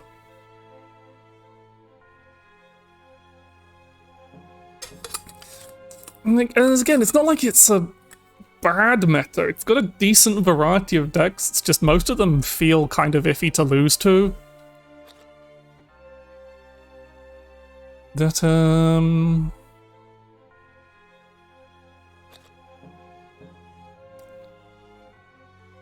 yeah, I think for Puppet Resonance specifically, you just can't beat unless you get... What I probably should have tried to do was save up for a bigger burst turn, but it's not a deck that can OTK. Yeah, it's like, it's an all, like, maybe I think the main thing is I'm just tired of Shadowcraft being around. I'm tired of seeing Skeleton Raider. I'm tired of seeing it. I don't care if it's a fun deck. I don't care if it's a well-balanced deck. It's just tiring being like, oh, yeah. Yeah, that's why I'm always, my complaints are always feel a bit weird, because you look at the data and it is a pretty good meta. Like, there's a lot of stuff. People are playing a lot of stuff, but there's still fairly dominant decks, I find, and they're decks that have been dominant for quite a while now. Like, Shadowcraft has been dominant for really, really long now, and they just keep giving it better cards, and it's placed like... So many of these cards just say, screw you for putting things on the board. Like, Rule and I and Skeleton Raider just say, oh, you put things on the board, I just get to accelerate one of my win cons and use this single card to completely negate most of your board presence unless it's like immune to being bumped into. Which isn't a lot. There's no if there was more cards that were like clash damage the follower first, I think Rule and I wouldn't be as spicy. Like a 2/2 ward for 3 or 4 that had clash deal 1 damage to the enemy follower would be pretty good against Rule and I. But at this meta, it'd probably be a 2/2 for 2.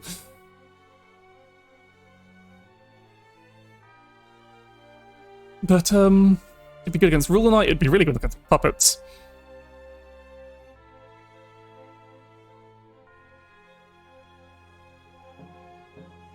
But, yeah.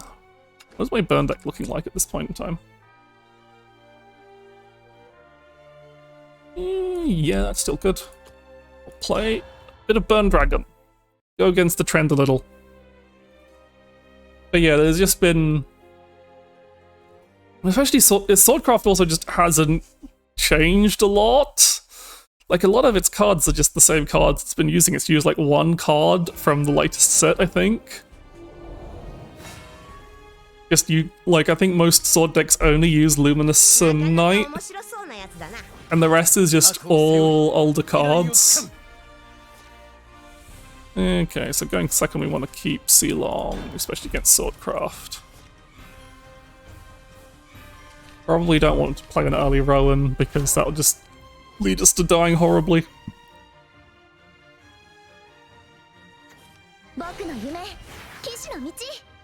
So we'll probably take a bit of damage early on. Metatron, that's pretty good to get.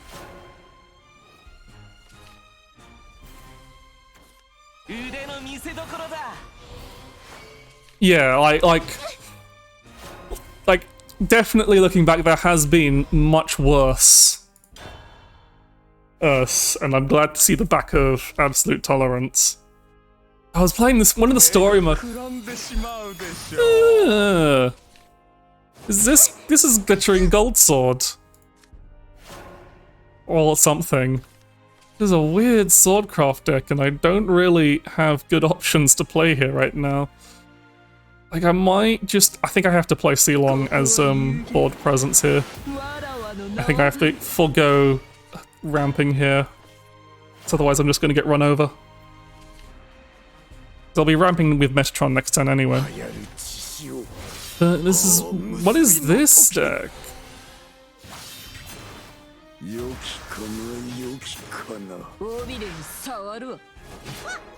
With Golden Warrior in it.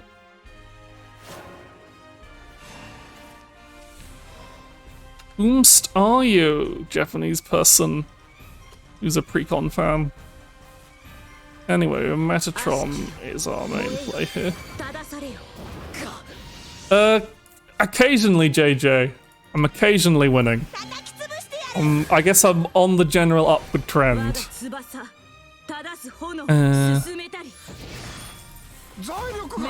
Use this title tourney. Yeah, good to see you here, JJ. How's things been going? Let's see. What the heck is this deck?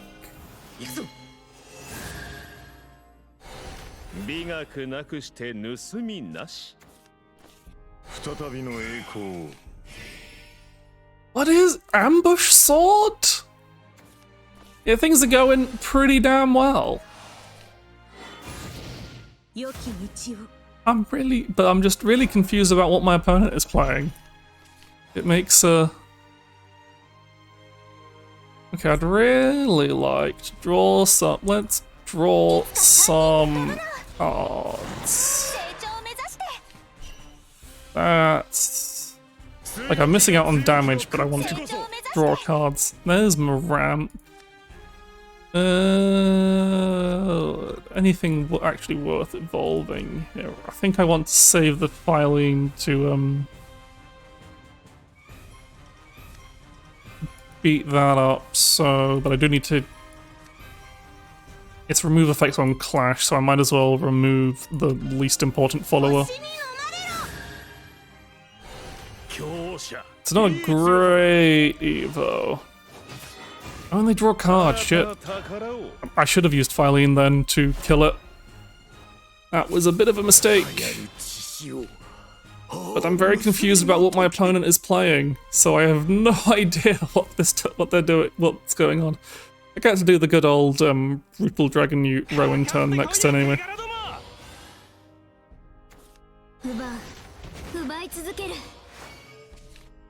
What is this? This deck seems like it's a loot deck?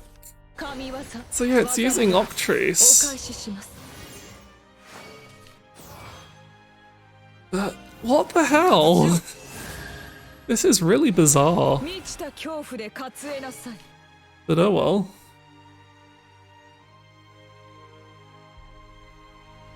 That does make their board kind of wide, which means yeah, they're aiming for big damage remnants.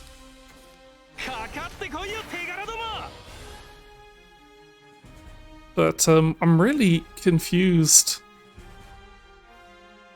I don't know what they're doing, and it scares me.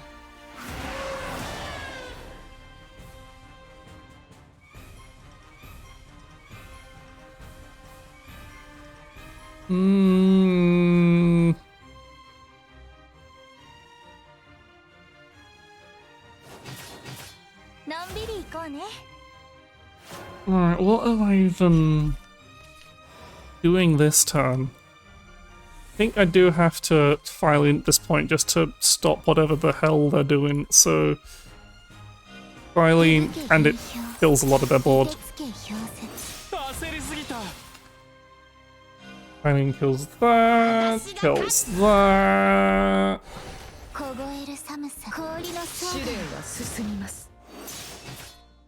Kills that. And I'm gonna, and I get set up Rowan.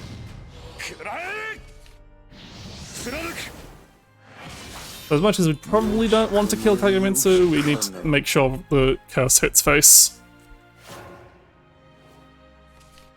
And we've got a lot of damage next turn, because... Okay, so they're going... There are only 3 Marses.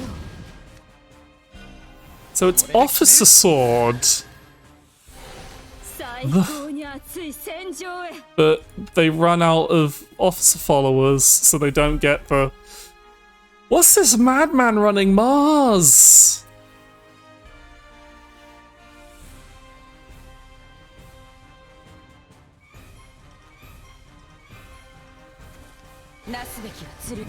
And... Okay.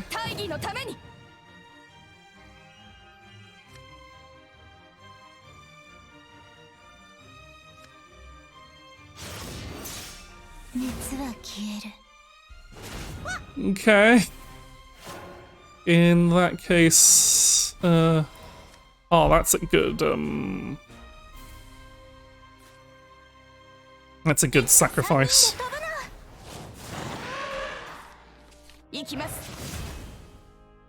And as much as, like, well, I'm scared.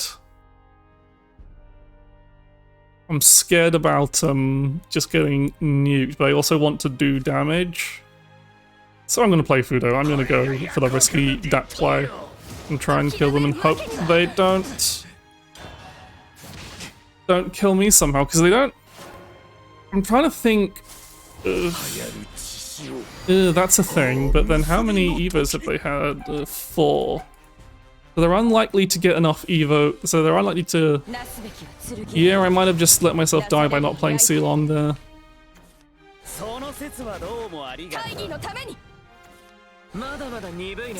This is a... weird deck. I think I'm dead. And they got the necklace! Wait, they haven't evolved the Swift Speed Quick Wader, so that doesn't make a difference, but I think I'm dead now. I'm not dead because they're trading... Wait, no, because they have Erika's Light. Yeah, I'm dead. I lost to this weird deck because... Or not? Do they have another follower to play? Okay, no, I'm dead. Because, they have that. Can't believe I lost to that. I guess I was playing a weird deck and I did. Yeah, even if I healed, I was still dead. Ah. Weird. Weird. Let's try that again and hopefully not get our ass kicked by a weird deck that I have no idea how to play against. And also... Yeah, just didn't have a great draw, but I did definitely... It's definitely weird. Who's... Yeah, it was definitely loot-oriented, but why was Mars there? It's the question. Like, who the hell plays Mars in any deck? It was definitely based around comboing them out with,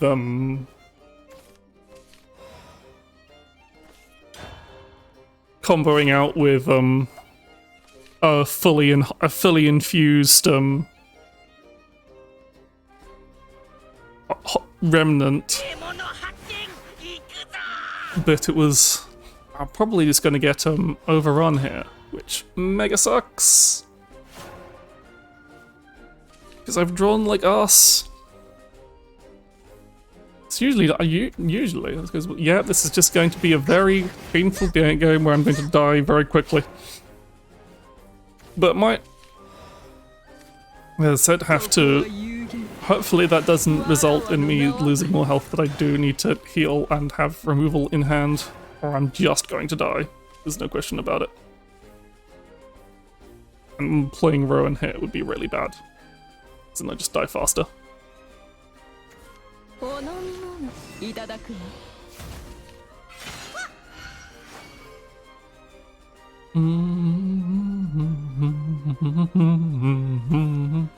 Yeah, that just gave them a target, but at least they're not invoking yet. I tell myself, rocking myself to sleep slowly. Okay, finally some ramp, which means we can, that was good. Getting the highest value target. That means we do get to, Galmio next turn, which sets us up for forteing them down.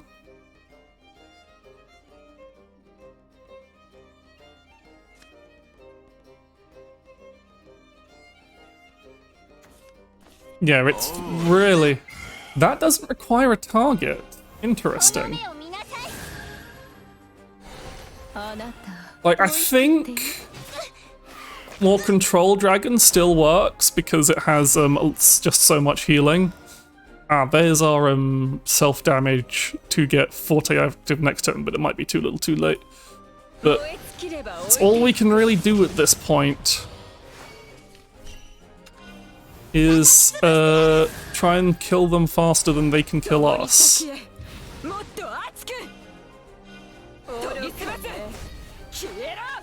Oh wait, need to actually play the fangs to attack face.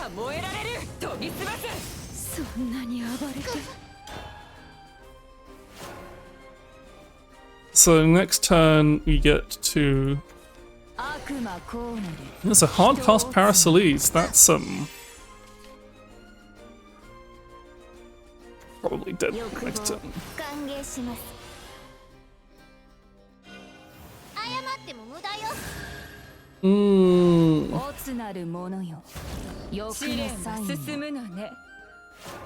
I kind of just have to pray. Or I could Metatron.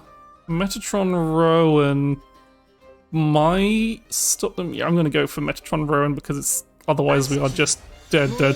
Eileen does nothing against Handless, it kinda sucks.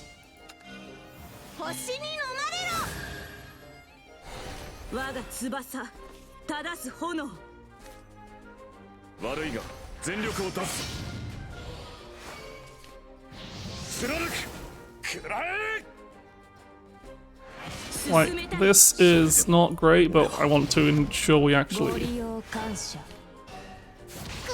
Damn it! That's not good. That's not good at all. I think we're dead.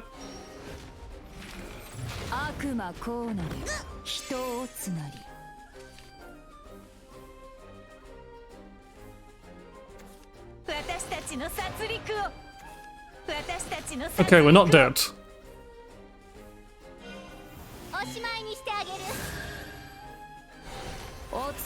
I just realized we don't have an Evo for Forte now. But we do have enough. We should have, as long as we can draw another buff. But we're just going to die if we play C-Long. Eileen does literally nothing because they don't have a hand to stop. Fuck it, we ball.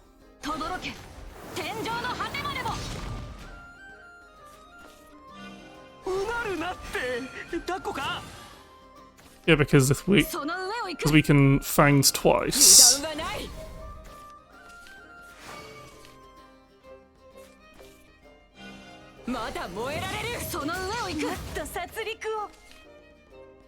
Oh fuck, we do double damage to ourselves because we've got the spear in play. Yeah. We've just died. Yeah, no, it's so harsh, and Handless is a deck I don't like. I don't like Handless. It's always a very one-sided matchup, I feel. Handless, either they get their really good start or they're against a really good play. Maybe I think I'm complaining too much. I think I am complaining too much there. I just don't like mainly I don't like playing Handless. I feel you have almost zero control over what you do in that deck.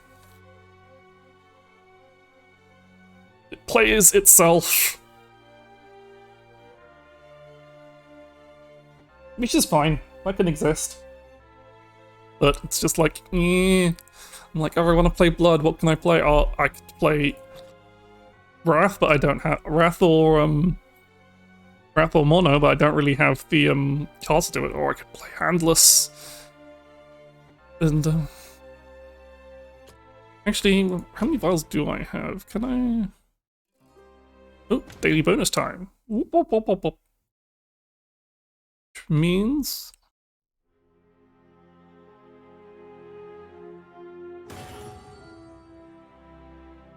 do we still get free packs?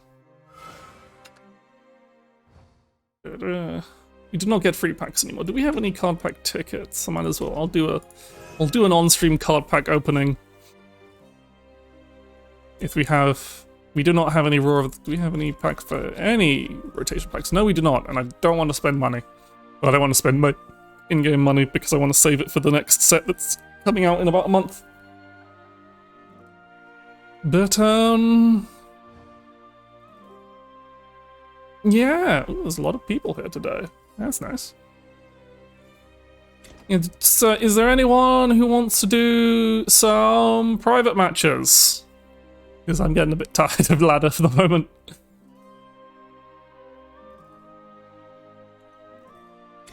Whilst I'm going to see. So I can't really tab out Shadowverse wins on stream. What do I actually need in this deck? Or actually finish it off? So it might not be. So I need another Rain, and I really need another Yggdrasil.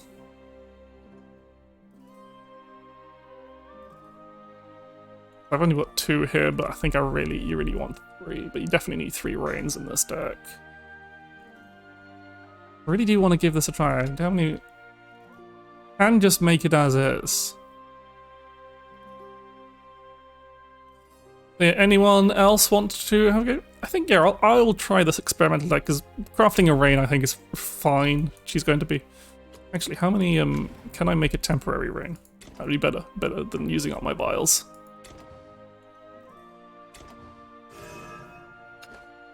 I do have enough. Have I already got a Rain? I do not. Excellent. Those that don't know, you can. Temporary cards are called temporary.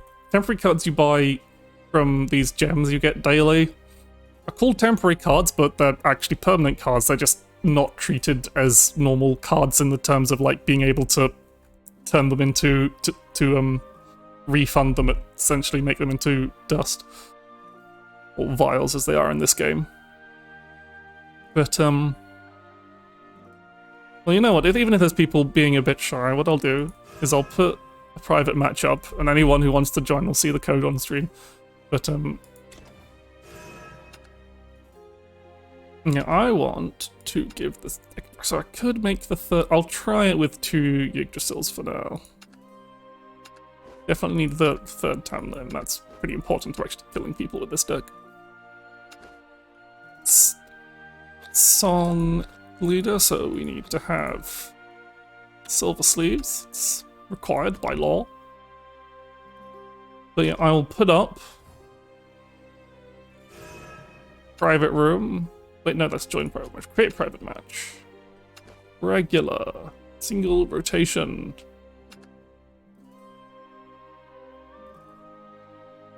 But yeah, there's the matchup ID up there. So whoever joins first gets to play. Remember, if you join, remember before the match starts to turn the, at least put the stream away. No peeking, no screen peeking. That would be very rude of you. Yeah, we've got Utopia.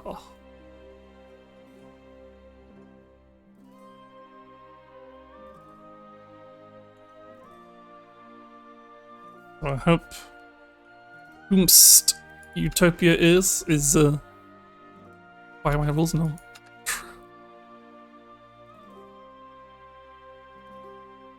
To be honest, if you've played like Yu-Gi-Oh! And Magic JJ, this is a lot simpler in a lot of ways.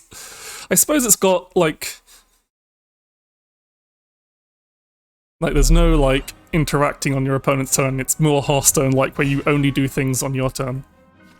So it's a forest mirror.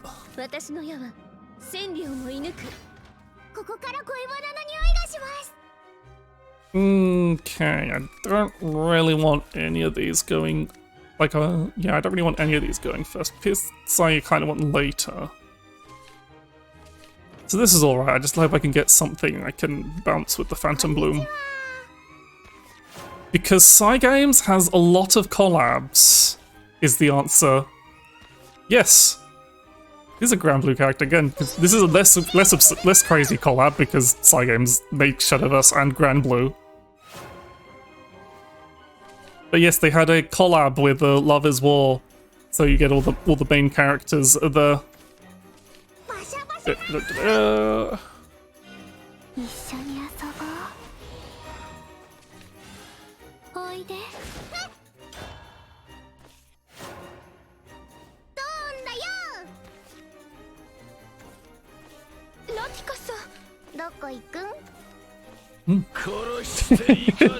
Not sure if Castle. There's so many. They're getting a it's like.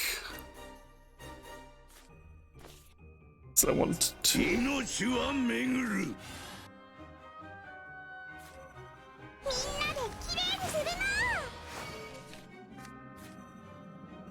Yeah, they're just gonna get them. So they're playing control decks. So anything I play right now, I do want to get like followers out of my hand though.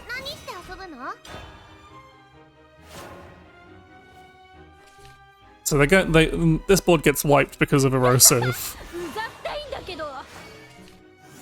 So it doesn't really matter.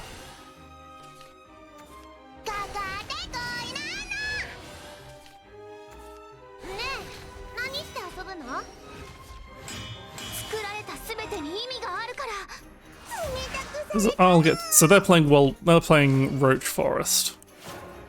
So they're playing a much more combo oriented.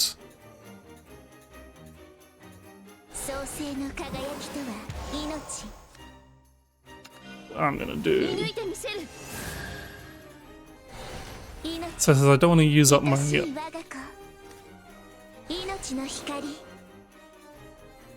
I should have done that in the opposite order technically because it's you get R-Rain.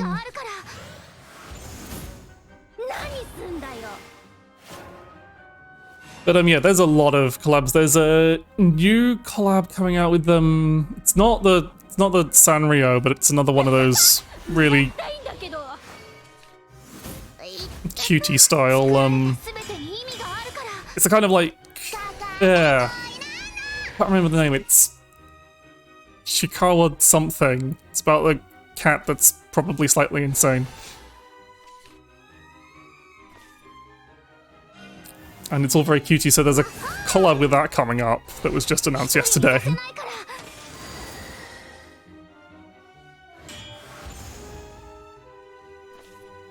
But yeah, there's a lot of weird stuff. They've also got like Uma Musume. They've done Fate Stay Night collabs with when the movies were airing.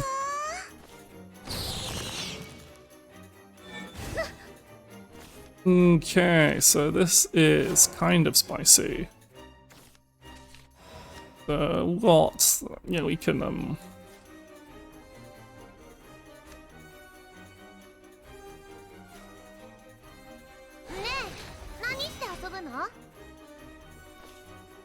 Cygames do love it, a collab.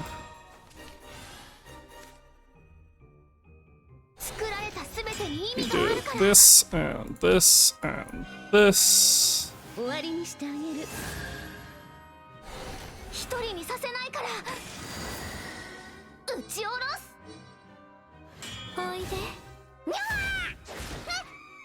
And I fucked that up. I wanted to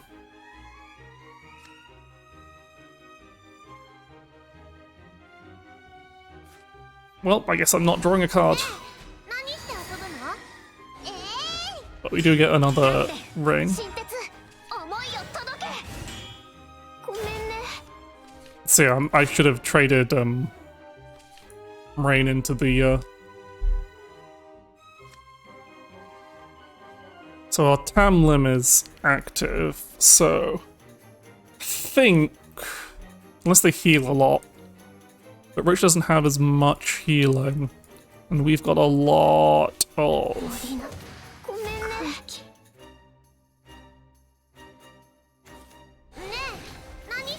damage. Here I should have done that slightly differently because my board presence doesn't really matter. I'm just trying to burst them down.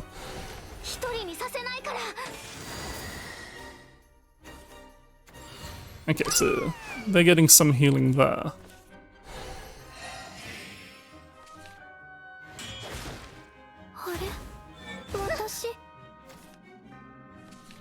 Which is not generally great. Now, let's see, we're on 6 with an Angel's Blessing.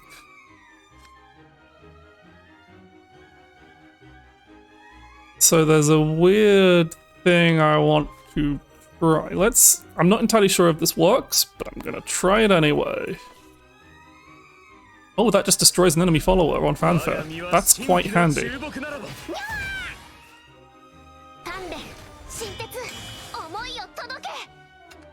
Yeah, that doesn't count as a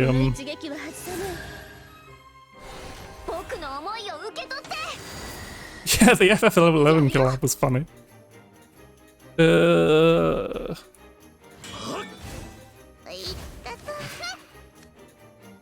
Yeah. So that doesn't count as a 1 cost whilst it's on the field. Got it.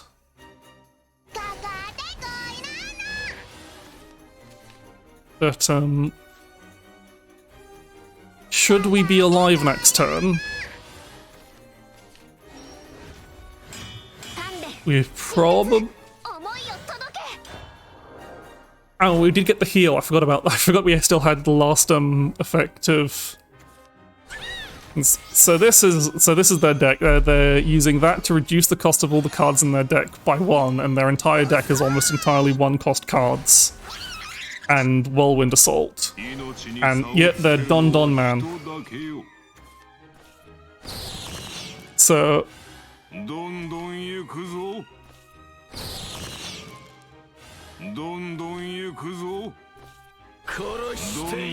It is a bit of a gamble, because they need to be able to recover play points at this point. And that doesn't do that.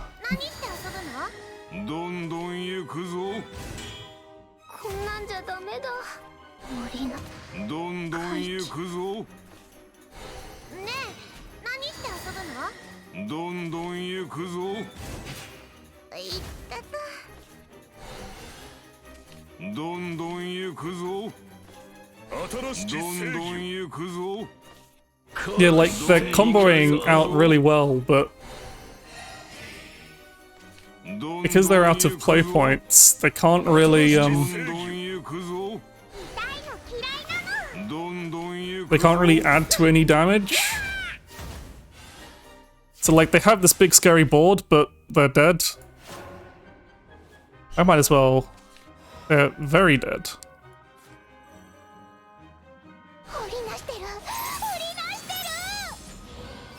So we do that, that recovers that, we put in literally any of these cards. Odds, bounce it back with the Phantom Bloom. This is a bit overkill, but it's fun. And then we get a double Evo with Rain. And unfortunately, we brutally murder Chica.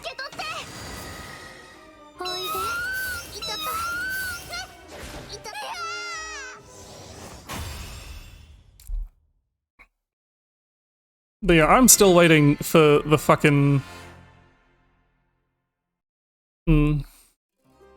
official, a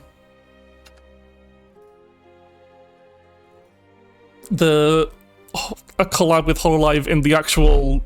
this actual digital game, because they've got an official Hololive collab card in the physical version that got released about a month or so ago. And some reason that beat out them doing a normal Shadowverse collab, even though they did a bunch of sort of, as that was you, good game. Like, yeah, I do think Carbuncle combo Whirlwind Roach is a very fun deck, but it is a bit weird when you've got too many when you're just like, you need start ways to refund play points, I think, because otherwise you can't really play more than so many Whirlwinds a turn, which can make it hard to kill people, but it is a very fun deck. It's makes me think of old Miracle Rogue from Hearthstone, so I kind of think of it as Miracle Forest. This is that kind of thing where you get this card out and then you just play a bunch of cards to draw through your deck and hope it kills the opponent through sheer value and stuff. But yeah, I like this Evo tempo deck. I've found it's definitely got legs.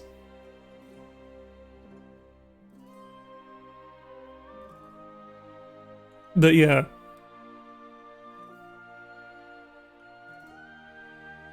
The Don Ikizo deck is in fact quite a fun little combo when it works, but I think it's a bit too inconsistent, but might be more inconsistent right now. It might look a bit better next set if they introduce some ways to make it a bit more consistent. But that might be unlikely, because if they make it more consistent, then it might be a bit overwhelming as just a deck that kills you on turn 7. Almost always, if it consistently is a bit of a problem. But it is funny. It is very funny just to go through your entire deck like that.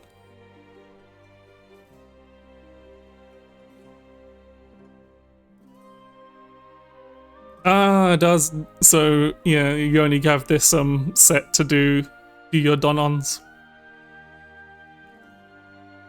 Hello, Razorlux.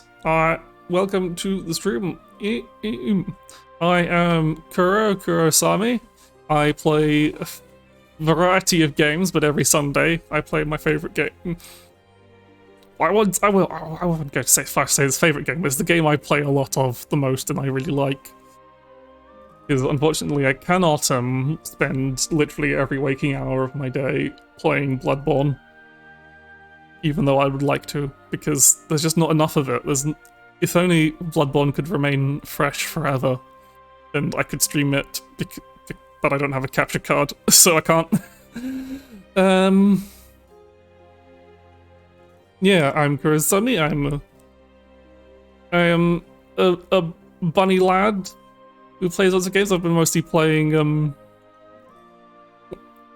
Shadowverse. I've been playing some old shooters like Doom, and I'm playing a bit of Sekiro as well. I'm otherwise fairly new, fairly recent, but hope you enjoy our stay at the stream. And if you want to play and if anyone wants to play some private matches, play me in Shadowverse. I've got the match ID is still open. Still space for anyone who wants to join. I'll leave it open for a few minutes whilst chatting. And if not, I'll go back to a couple of ladder games if nobody wants to play.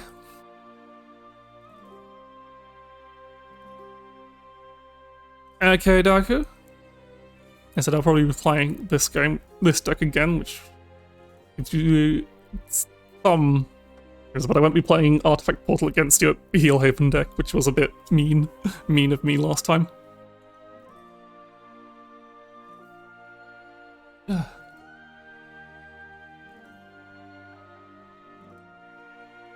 Delicious water. There be the Daku.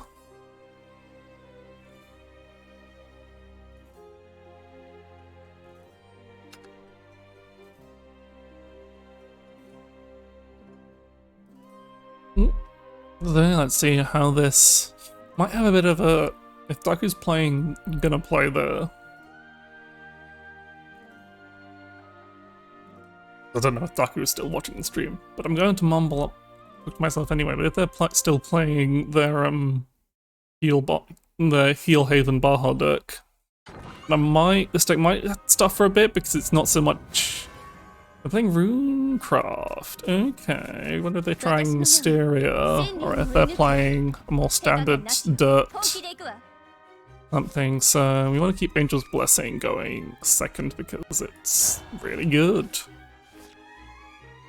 And so we're not going to be doing much in this early game. We probably should have kept the Felper, but I don't think it's really going to do much against Runecraft. They have a lot of removal. So we might as well accumulate cards in my hand so we can start getting oh, that's a good turn one play.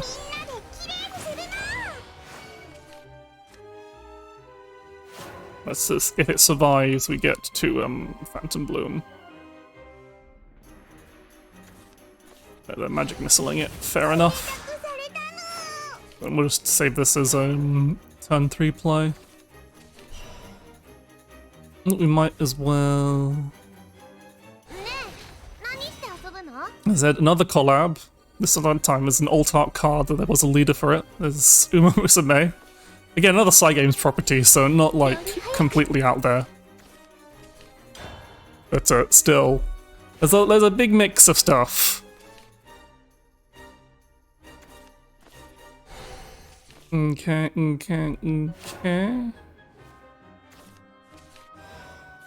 Just get some damage in whilst we can.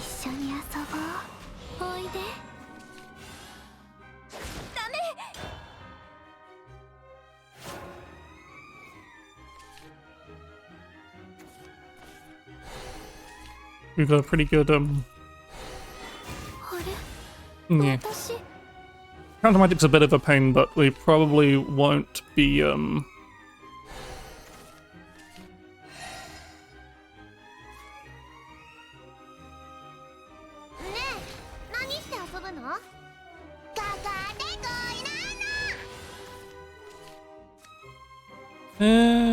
yeah, I think I'll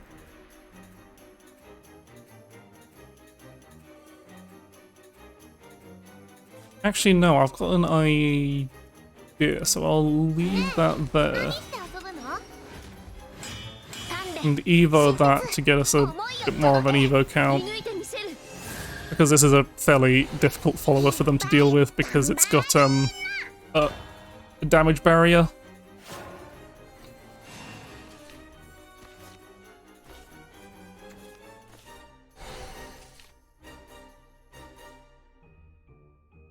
So I'm guessing, like they didn't. The main thing I was worried about was them playing Anne and Greya, because that would clear my board and heal the damage I've done, which would be wrong. That's fine. Oh, that's perfect. Goblin Assault, that does it, but now we at least get to ping off this damage shield. And then what I'll do here is a little fancy trick.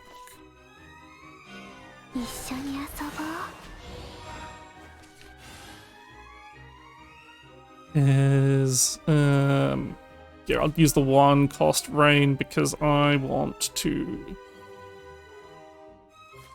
No, I've got all Rains in hand, so I don't. Hitting 4 cards a turn isn't actually as important.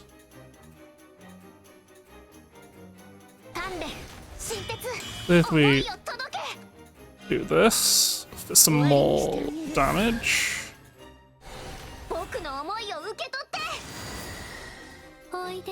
And then we bounce Rain back, because that means this Rain now Evo's free.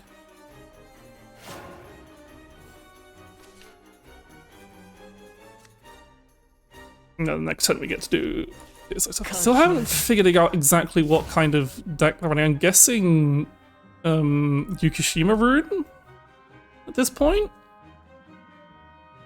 Which means we do kind of want to kill them very quickly.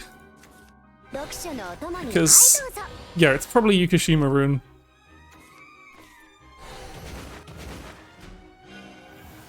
And they're doing that because they're yeah, I've got a fair few of the other collab leaders.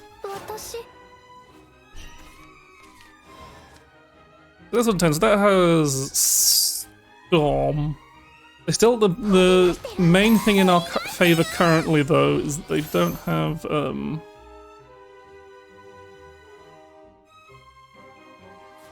yeah, I think I just want to do the rain thing here. I don't think I want to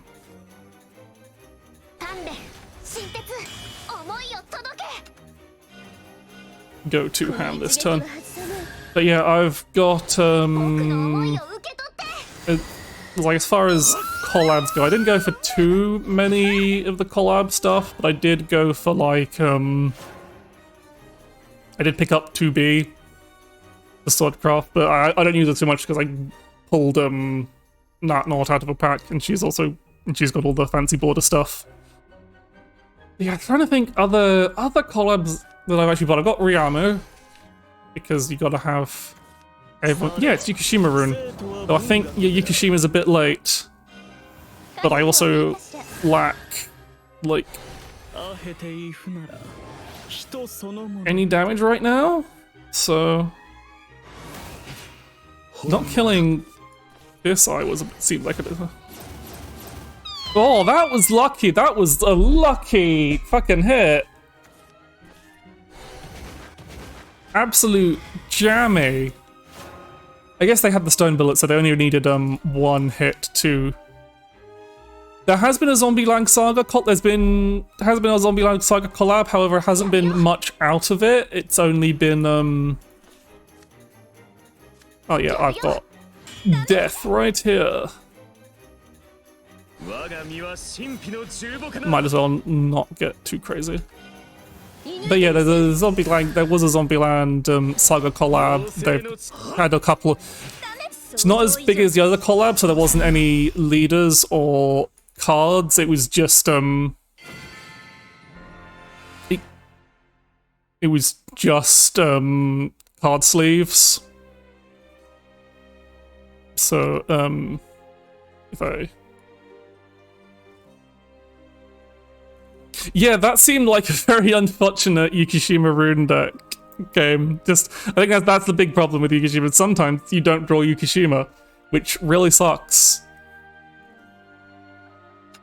But I can... And I can't edit decks in private match whilst I'm hosting a private match.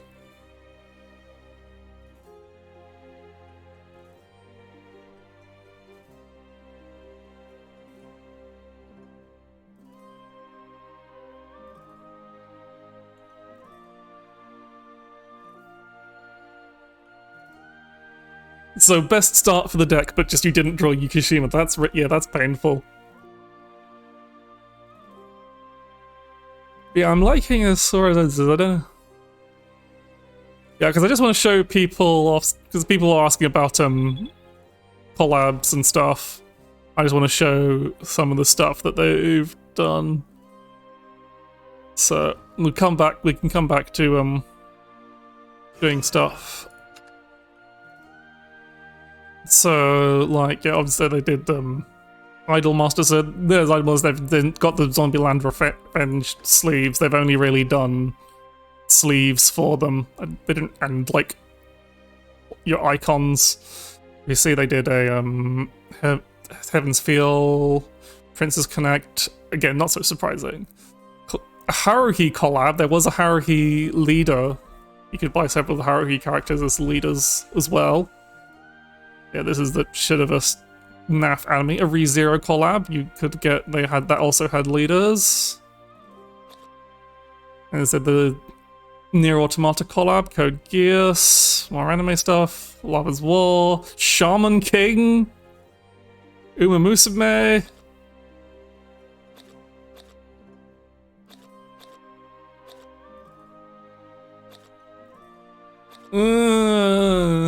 I don't like the anime stuff. And Shadowverse Flame just looks like more of, you know, Idolmaster stuff.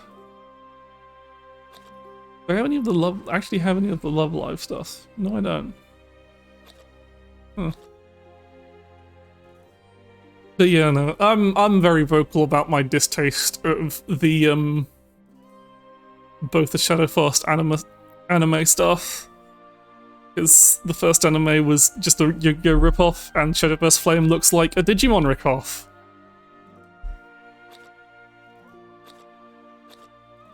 But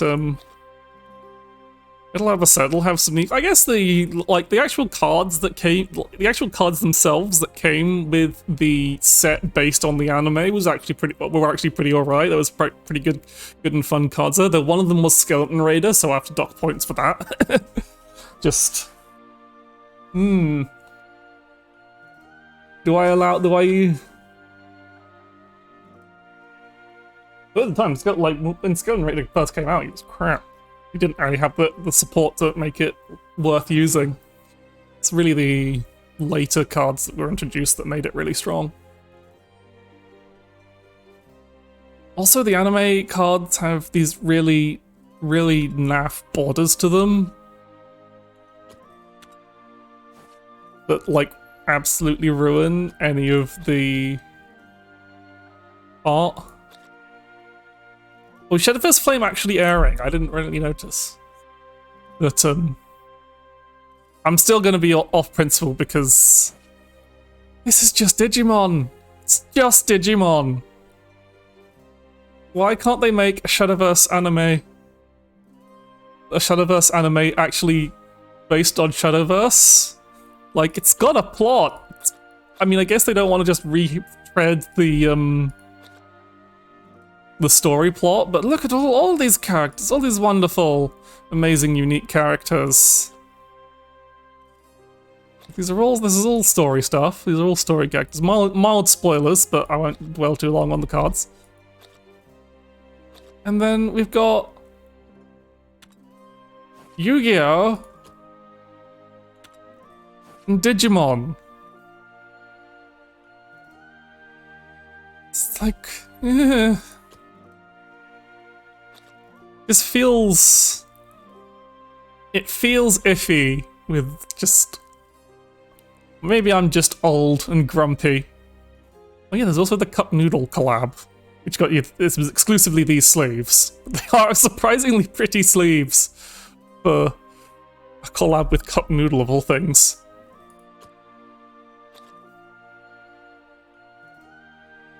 But yeah, you also have various sleeves. Do I actually have any other... So, Gold Ship was free. I didn't buy any of the Uma Musume leaders, but you get Gold Ship for free. It's these... And Lexion and Lapis were just there from the from packs I happened to open. Little Rami is a Shadowverse character. The only crossover character I have for that is Silver. What do I have for Forest? I think I've... Yeah, that's just Shadowverse stuff. Bought Tuan. Yeah, I think the only, like, collab leaders I've... Oh yeah, I pulled Miyako because there was a, and Fairy from the Grand... Actually, yeah, I bought a few of the Grand Blue leaders.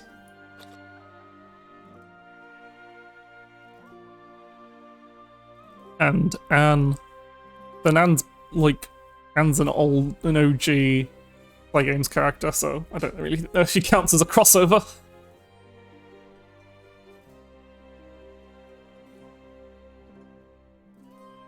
But yeah, so... People still want to do some... People still want to do viewer matches, or shall I mess about on ladder for a bit? Actually, who wants to do...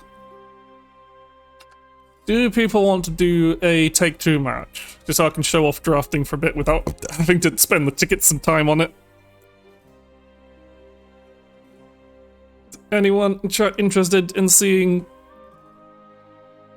In doing the kind of like arena drafting format? It's pretty neat.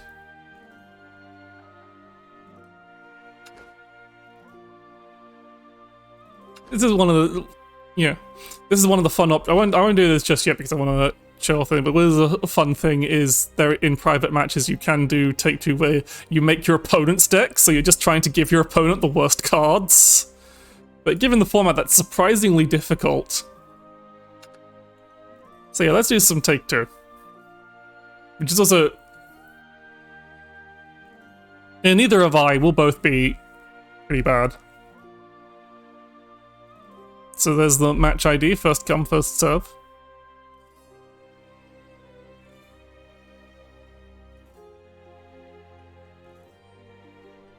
Yeah, I'll kind of go through take two and kind of probably explain some things to,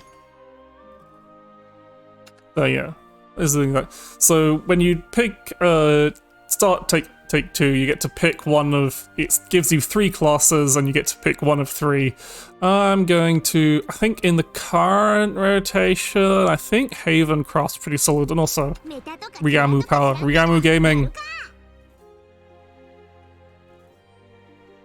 So you pick your class out of the 3 that are given to you, and then you basically just go through with choices, and you're given choices of two packs to do. If you want, Daku. I'm mostly just explaining it, but yeah, probably best to close or mute the stream whilst I'm dicking, so you don't just subconsciously counterpick or whatever.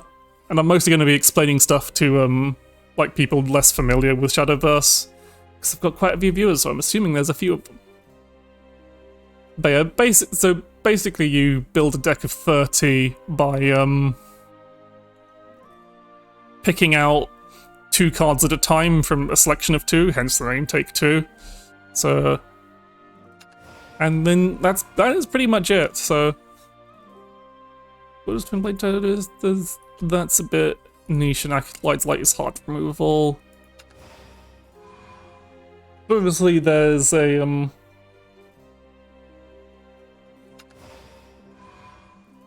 you're going through. You're trying to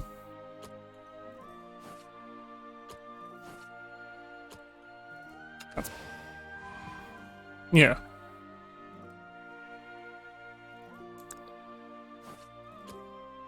I can't run out of things to say. So it is, yeah. It's just a nice standard drafting mode. We're sometimes having to make choices that are like a bit awkward. Because of things, but so far I've had fairly straightforward ones. Adherent of Despair, like this the Adherent of Despair is quite a nice card to pick up because it's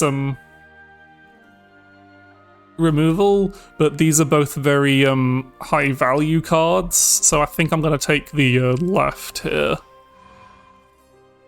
And again, what does White Baptism do? Summon a holy... So that summons 2 Storm Followers. Saint Flamingo is a kind of awkward card, but Acolyte's Light is pure removal, but then so is Blackened Scripture. I think I'm going to take this side. I think it's a bit more versatile. Holy Saber is a finisher, and Unicorn Warrior is just a nice card on its own, even if you're not playing a heal deck, so I think I'd rather have that than the right side, which is just card draw. This is basically a card draw effect with the Fox of Fortune it summons, unless you can build a deck around it, and removal, which is quite nice, but I think I'd rather have Holy Saber. It's a very powerful card, and you want to actually be able to kill people. Reverend Punishment is a pretty good option, but then so is a card that cycles and removal. Then that also storms, but I think I want to pick this one because Reverend Punishment is just quite useful. Angel of Boons is another useful deck. Legendary Tome, I don't really have enough boards to make it work, so I think this is pretty clearly that side. Caladrius, what do you do? It's a 3/3 rush when it restores health to an ally gains Storm. I think I've got a decent amount of amulets that the prayer is pretty good, and even then it's still a cycle card. Ooh, this is a It's probably spiritual blow's a bit iffy. It's like banish one of your cards to banish any enemy card, which is good because it can hit anything, but not great. Whilst Lucius is only really that great if they get a board, and I don't know what kind of deck they're playing. But Hard Plume is also pretty good because it's a very good Evo choice. And it's not so great without Evo, so maybe it was. I mean, what does Shining Sister do? Yeah, Beastly Val is not great, so I think I want this side. Ooh. Hierophants and Lucius. Like, I'm getting a lot of amulets. How many amulets do I have? Probably less than I think. Like, that's got crystallized, so that's an amulet. God, I guess if I think I'd rather take the shield and spiritual blow. Ooh, yeah, I think we want Imperial Sin. We've got enough low-cost amulets, I think. We've got these 2 Xenos, so if we can... These are our last 2 cards, so we do things, but Imperial Saint is just a really solid all-round card compared to... Like, that is a fair amount of card draw, but we don't really have that much heal synergy. Like, it's very good with effects that trigger when you heal. There's better. Boomerang Sister, again, good removal, but Ascendant Prison Priestess, we've got the 2. It's just a nice 2/2. So, let's not keep Daku waiting any longer. And see how this goes. Because they would have been doing the same thing as us, but, let's see what class they got. So they got Runecraft, so it's Runecraft again. Which is always an interesting close to pick and take to, so... I think we want to keep one of these Xenos. Especially because now we have the Ascended Present Priestess, and the only thing it draws is the other Xeno. I didn't take another one. So this is a pretty good hand. You get to have just put a lot of stuff in play, and because Xeno blocks, they can't be targeted by enemy effects. It's actually pretty strong against Runecraft because they have a lot of targeted effects, a lot of targeted removal. We've got a pretty good line here. That's a pretty good get. That's pretty standard dirt rune. Yeah, we've got a Reverent for good removal.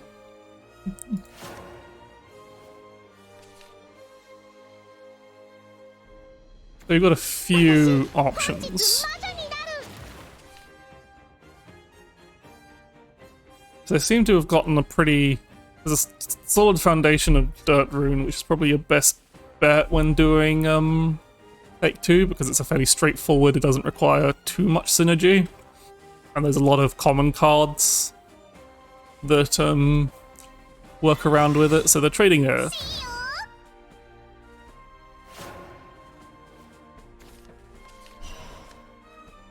So what I'm going to do is I'm going to put down...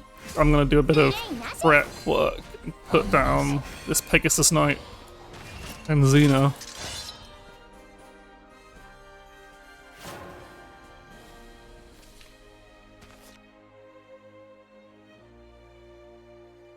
So, Miss Missy probably take a hit from that because they have... Like, they might have some random damage effects or a rush follow or some rush options.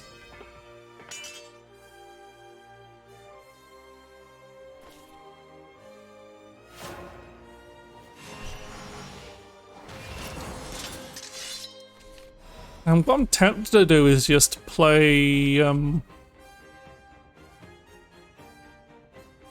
play this Angel's Grace as a buff and just have a really big, beefy Cavalier, because then it'll be a 6/7 that can't be targeted, and I think that's really, I think that's very hard for Runecraft to deal with. So I'm just going to go for this very aggressive. Oh wait, it entered the battlefield this turn, so I can't actually go. I was going to go. For some reason, I thought I could hit with it, but I'm still not going to trade. And I still think that was probably a good idea. Maybe. We'll see. But yeah, I think Runecraft doesn't have great options. Like, because that doesn't actually, so yeah, that's very good. Because whilst that spell boosts twice, his effective dealing 3 damage doesn't actually, can't target it. And now we just get to keep it on this turn, which is quite strong. And Acolyte's lighting a 2/1 seems like not a great idea, but it is denying them a dirt rune, and so we can just still make a fairly strong board by evolving this Pegasus Knight. That puts us in a pretty strong position. And our board survives Anne and Greya, so yeah, Ice Shard Beast. That doesn't kill our entire board. It does deal with most of it.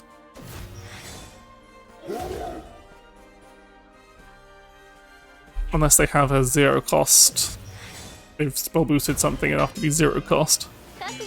But like, this Pegasus still lives, so it still gets to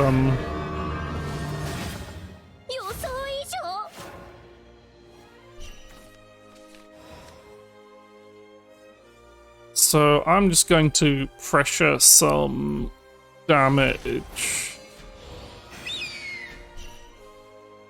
And like, he's not getting the Bane effect, but it means I get the which will be a Regal Falcon, which is a 3/4 storm. I'm not gonna evo yet, there's no point evoing now unless it's needed. Because if I keep my board now, I've currently got a good chance of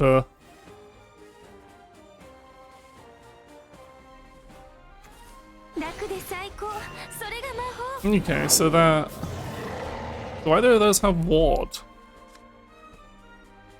Oh yeah, that has ward, and it can't be destroyed by effects. That's okay. We can remove that with Spiritual Blow.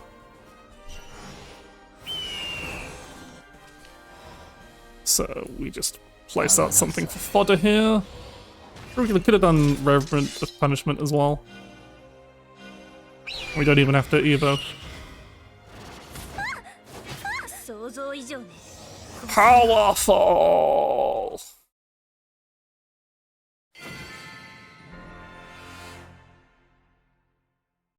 That was a take-2 match.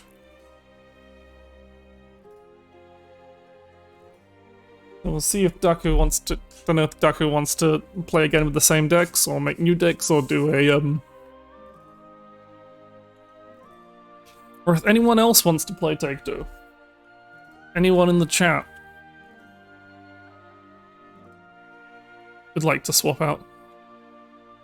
Yeah, okay, so I'll make a new deck. I'll run away with make a new deck as well, because that was, because I think that's only fair.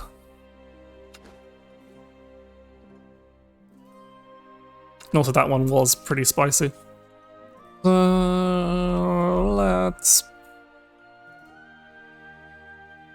As I said, the match ID is there, so I'll start making my Portal Craft deck. I don't care if people are watching. Ooh, Fate on the First. I'm wondering if that's a bit of a danger, but I'm gonna go for it anyway. That's a fun card. Yeah, let's go.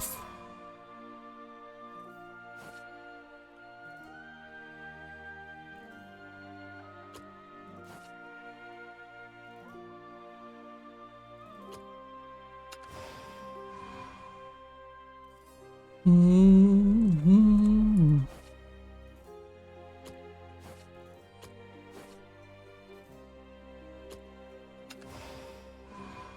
But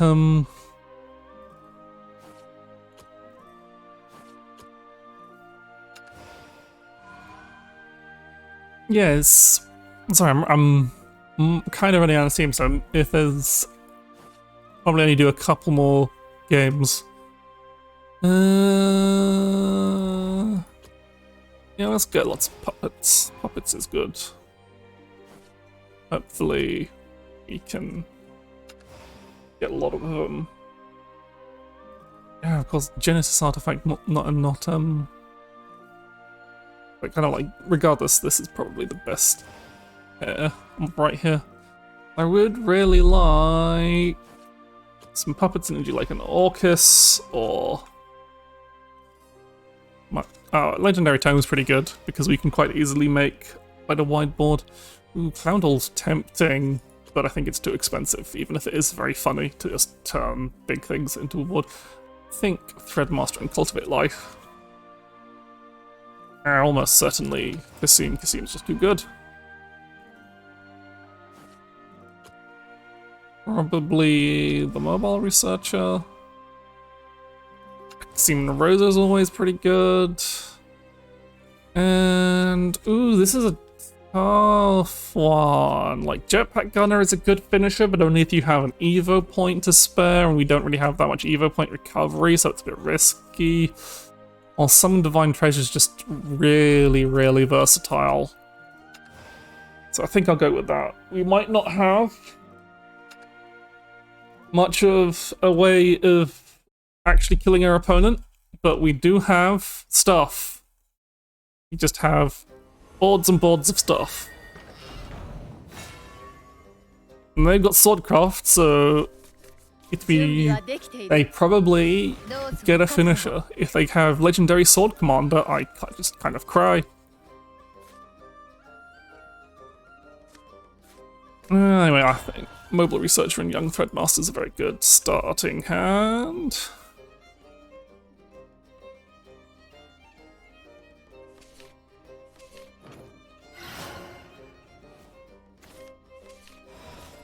Yeah, play the Threadmaster first.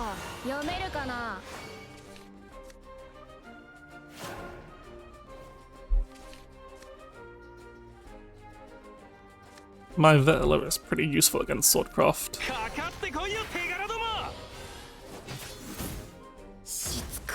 Brave Vanguard. Like, it's shocked me that that's not in more decks. Anyway, might not be the best idea to guard from golems. Not the best thing, but it's alright.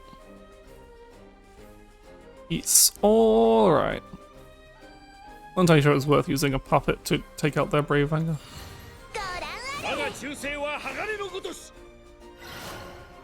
Okay. I could play Kasim now. I think I will. Yeah, because if I play... Yeah, if I can... Yeah. So again, like I've said before, it's quite hard for Swordcraft to remove. This is take 2, so they might have... And we drew a second Kasim, which is always nice. So we'll probably play Enhanced Guard form next turn.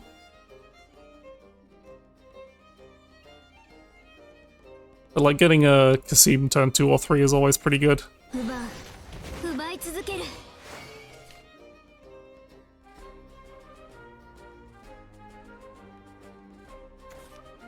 Ooh.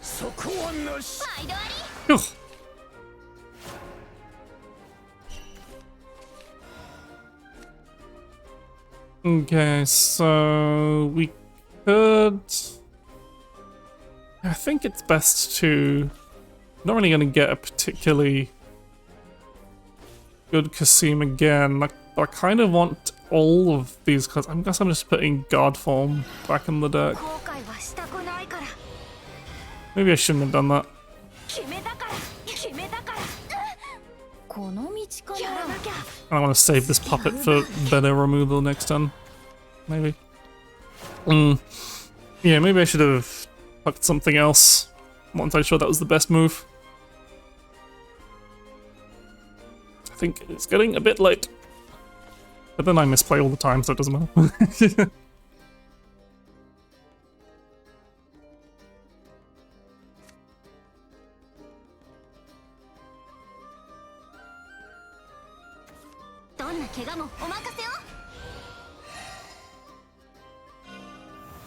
Okay, so we're still,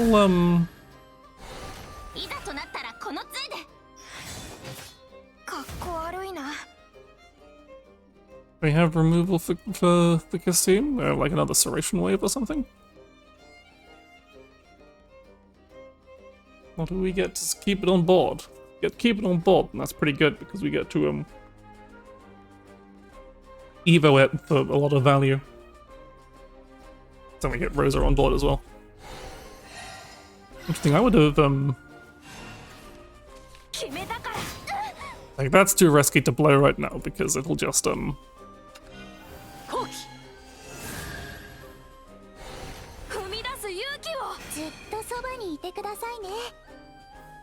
really want to play anything else but this puppet at this point. Nothing else really is worth playing, because we'd rather play that for the board clear next another turn. And of course that's much better removal.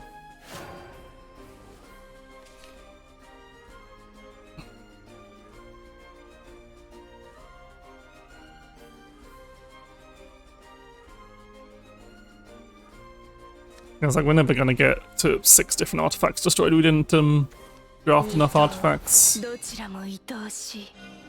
didn't get the free Evo on that, which is nice.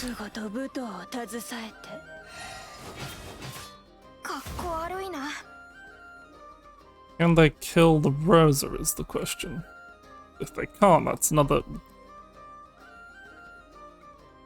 value Evo. But then I think it's better value Evo to do Genesis Artifact.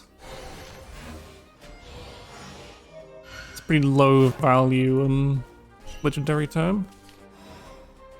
Yeah, I think it's better to Genesis Artifact Evo than try and get another Kasim, because we don't really have anything to capitalize on Evoing for Kasim. And this is just an annoying board for them to deal with.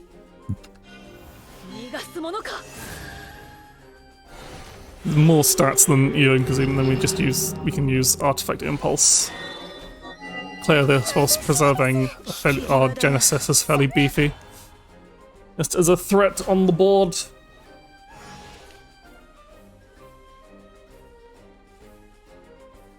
But the real danger is gonna come in when they hit turn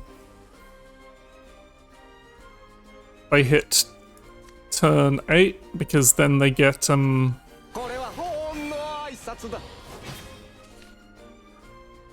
that's not random, that's nice. Because then I can start getting they can get Legendary Sword Commander in play, and that's just if they have it, and that just makes us very sad.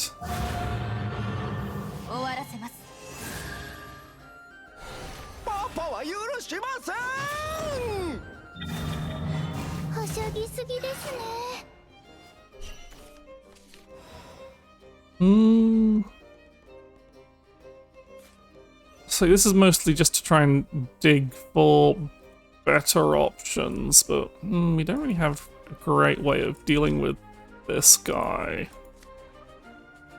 Is my Vela kills on trade? I actually might as well play. Yeah, as much as I want to use my Vela for a bigger board clear, it's clearly not becoming much of an issue, so this is a better choice, I think.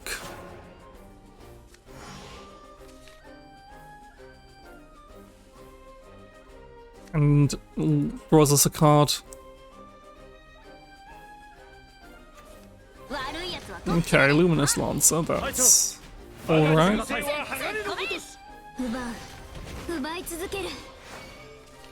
And they get lots of loot cards. So they probably, what do they get? Gilded Boots, Goblet, and Gilded Boots. Boots not mattering too much. Goblet just means they get to live a little longer.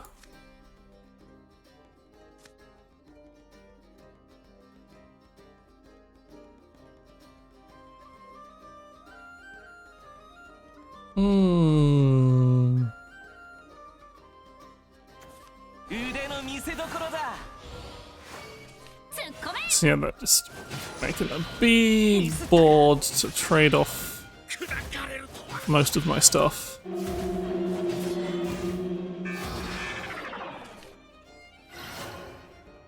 And I'm just not... Yeah, just not that many great options, so I think I just...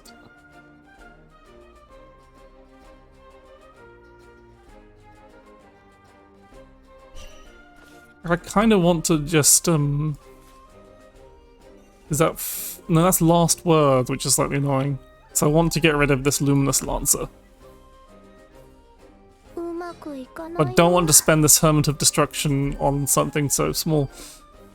And I really wish I had an Evo point for it, but I also just want to play this Angel's Grace to do some damage.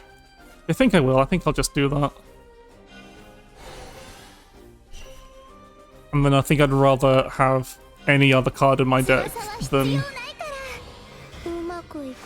If I don't... I think if I don't push damage, I'm never gonna win. Would have been slightly nicer to have... So this is the fateful turn. If they have Legendary Sword Commander on 8, we just lose.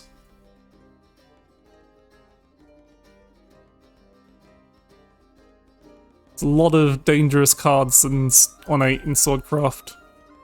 Especially in a limited format. But it's not, it's just Evo. It's just an Evo. It trades straight up with my Vela.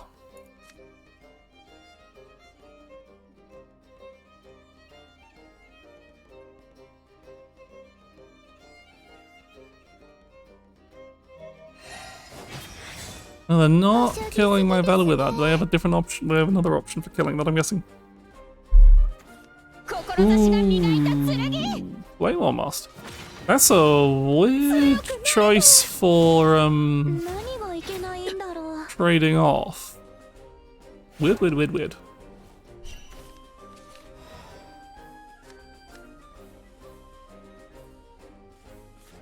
Well, no better time than any. And I'm not getting anything else, so I might as well heal and have a removal next turn.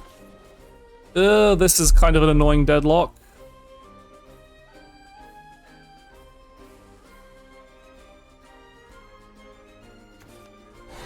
Ooh, that's a good, that's good, but it doesn't kill my Hermit, but then I have nothing else really to do against their board. So, not looking great for me. I might get beaten down by a cat and its friends.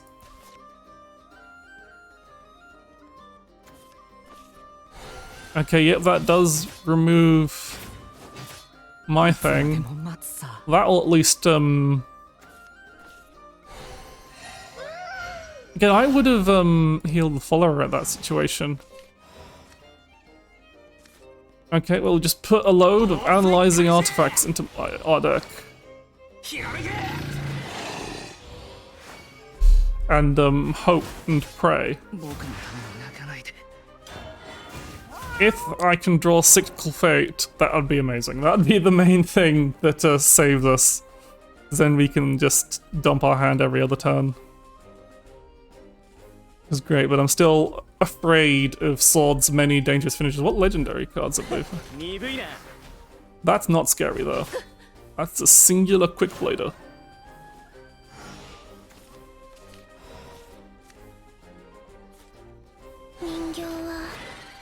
And it's really not worth using this puppet to kill a singular Quickblader.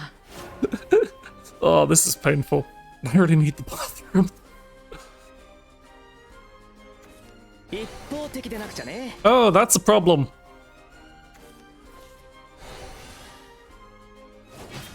can't do anything about something that can't be attacked with anything they have right now.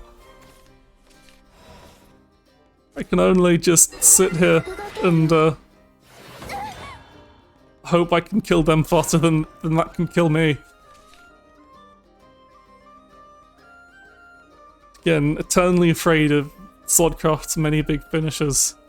Do they have that's annoying. They are playing the trading game. Oh, thank God.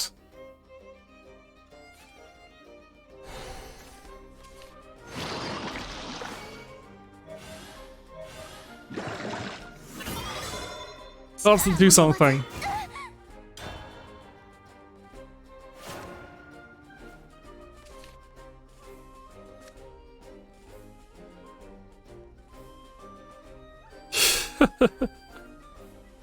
Few times, cultivate life's enhance is useful in Take Two, I guess.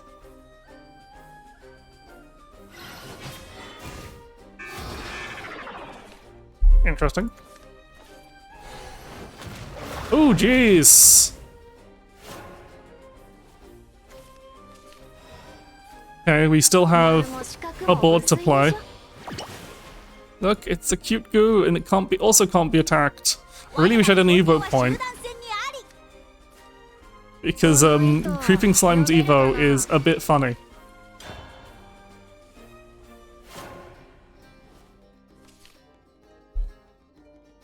But I'm pretty sure we don't have any ways to Evo left in our deck. But it is an board that does things. One of the nice things about the Cultivate Life Enhance is it does...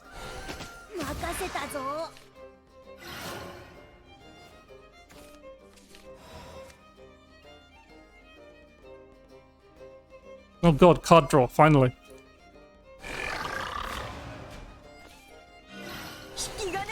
Yeah. Yes, our guard form golem's back. Think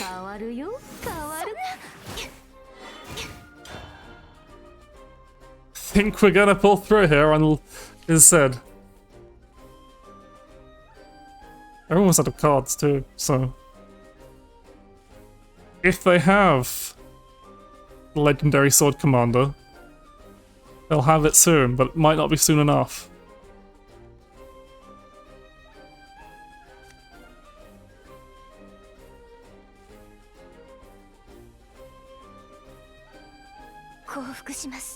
Ah. Oh, that was so long. I'm sorry if anyone else wants to play, but I think I'm gonna have to call the stream there because that was just too long and now it's quite late. But thank you for the games, Daku. Thank you for the game, Utopia, as well. And thank you for everyone who came. I am rushing through the ending a bit because I am absolutely bursting for the bathroom. So, rather than, you know, let's just see who we can raid very quickly. Ooh, lots of friends, lots of friends. I think. Ooh.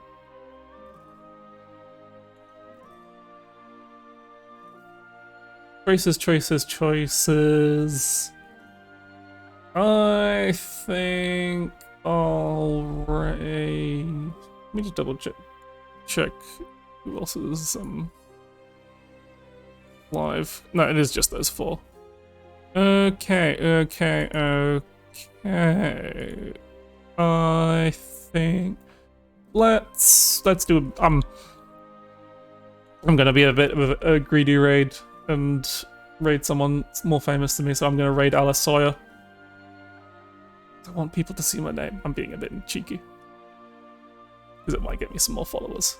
I'm really close to affiliate. Give me this once. I'm allowed to do it whilst I'm still this small. I'm allowed to raid up. So, yeah, let us raid the wonderful Alice Sawyer. And yeah, I'm not going to dilly-dally because I really need to stop and play the VOD. So thank you everyone for coming. I hope you enjoyed another Shadowverse Sunday. I'll have a schedule up probably tomorrow morning as I kind of think about what I do, but it'll probably be Doom and more Sekiro this week. Yes, thanks to all for coming and being wonderful people. And yes, let's get this raid going.